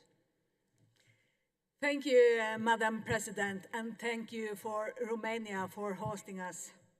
Dear colleagues, Ukraine still tops our agenda. It's important to highlight the situation of deported children, other civilians, and prisoners of war. The recent report under the Moscow mechanism are shocking. We know, but documentation is crucial, and the mechanism is an excellent OSCE. The findings of the last report are grave. The violation must be punished. Russia must stop these illegal practice and release all detained civilians. We as MPs must fight for it. And we mustn't stop looking for chances to reunite families, especially when children have been deported from Ukraine. Many of you will know about the Norwegian Nansen program, which has both a military and a civilian side to it. It has a clear backing of all the parties in our parliament, and Norway is stepping up our efforts or production of weapons and ammo. And I would like to underline that last month a Norwegian support package for rebuilding electricity systems was launched. Among its goals is to ensure that the hospital in Kharkiv have electricity to do their important work. And I look forward to the day we can stop talking about these terrible things and rather talk about the victory and celebrate. But Putin is not only fighting this war on other people's land, he also at the war with his own people. Russia has a high and rising number of political prisoners. We remain deeply concerned about the protection of basic human rights and the well-being of people like Vladimir Kara-Murza and many others. Thank you.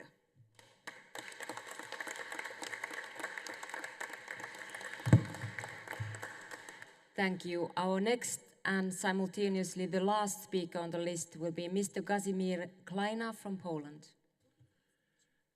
Dear Madam President, dear colleagues, first of all, I would like to thank our Romanian colleagues for the excellent organization of the session.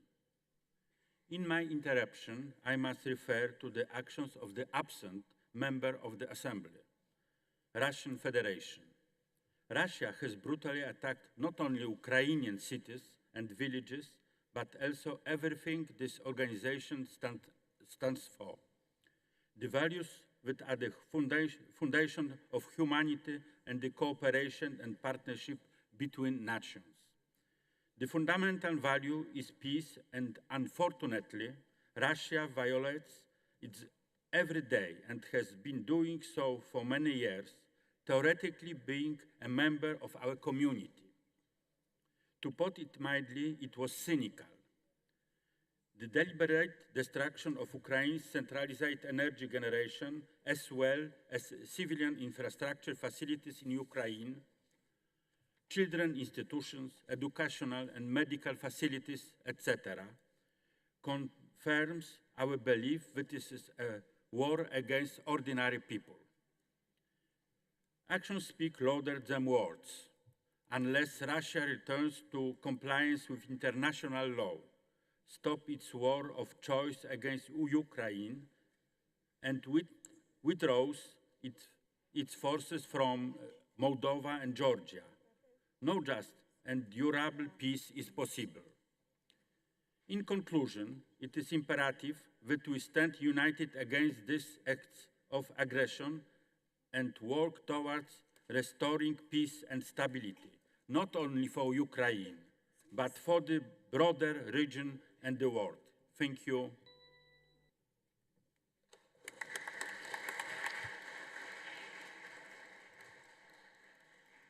Thank you. Dear colleagues, this concludes our session today. I still have 25 members on the list. They will be given the floor tomorrow morning when we resume the debate. The plenary session will start at 9 o'clock, and we start by the guest speakers, and thereafter we continue with the listed speakers. Please do remember that voting will take place tomorrow morning in meeting room number 7 between 8:30 and 10:30. This session is now concluded. I wish you all good evening.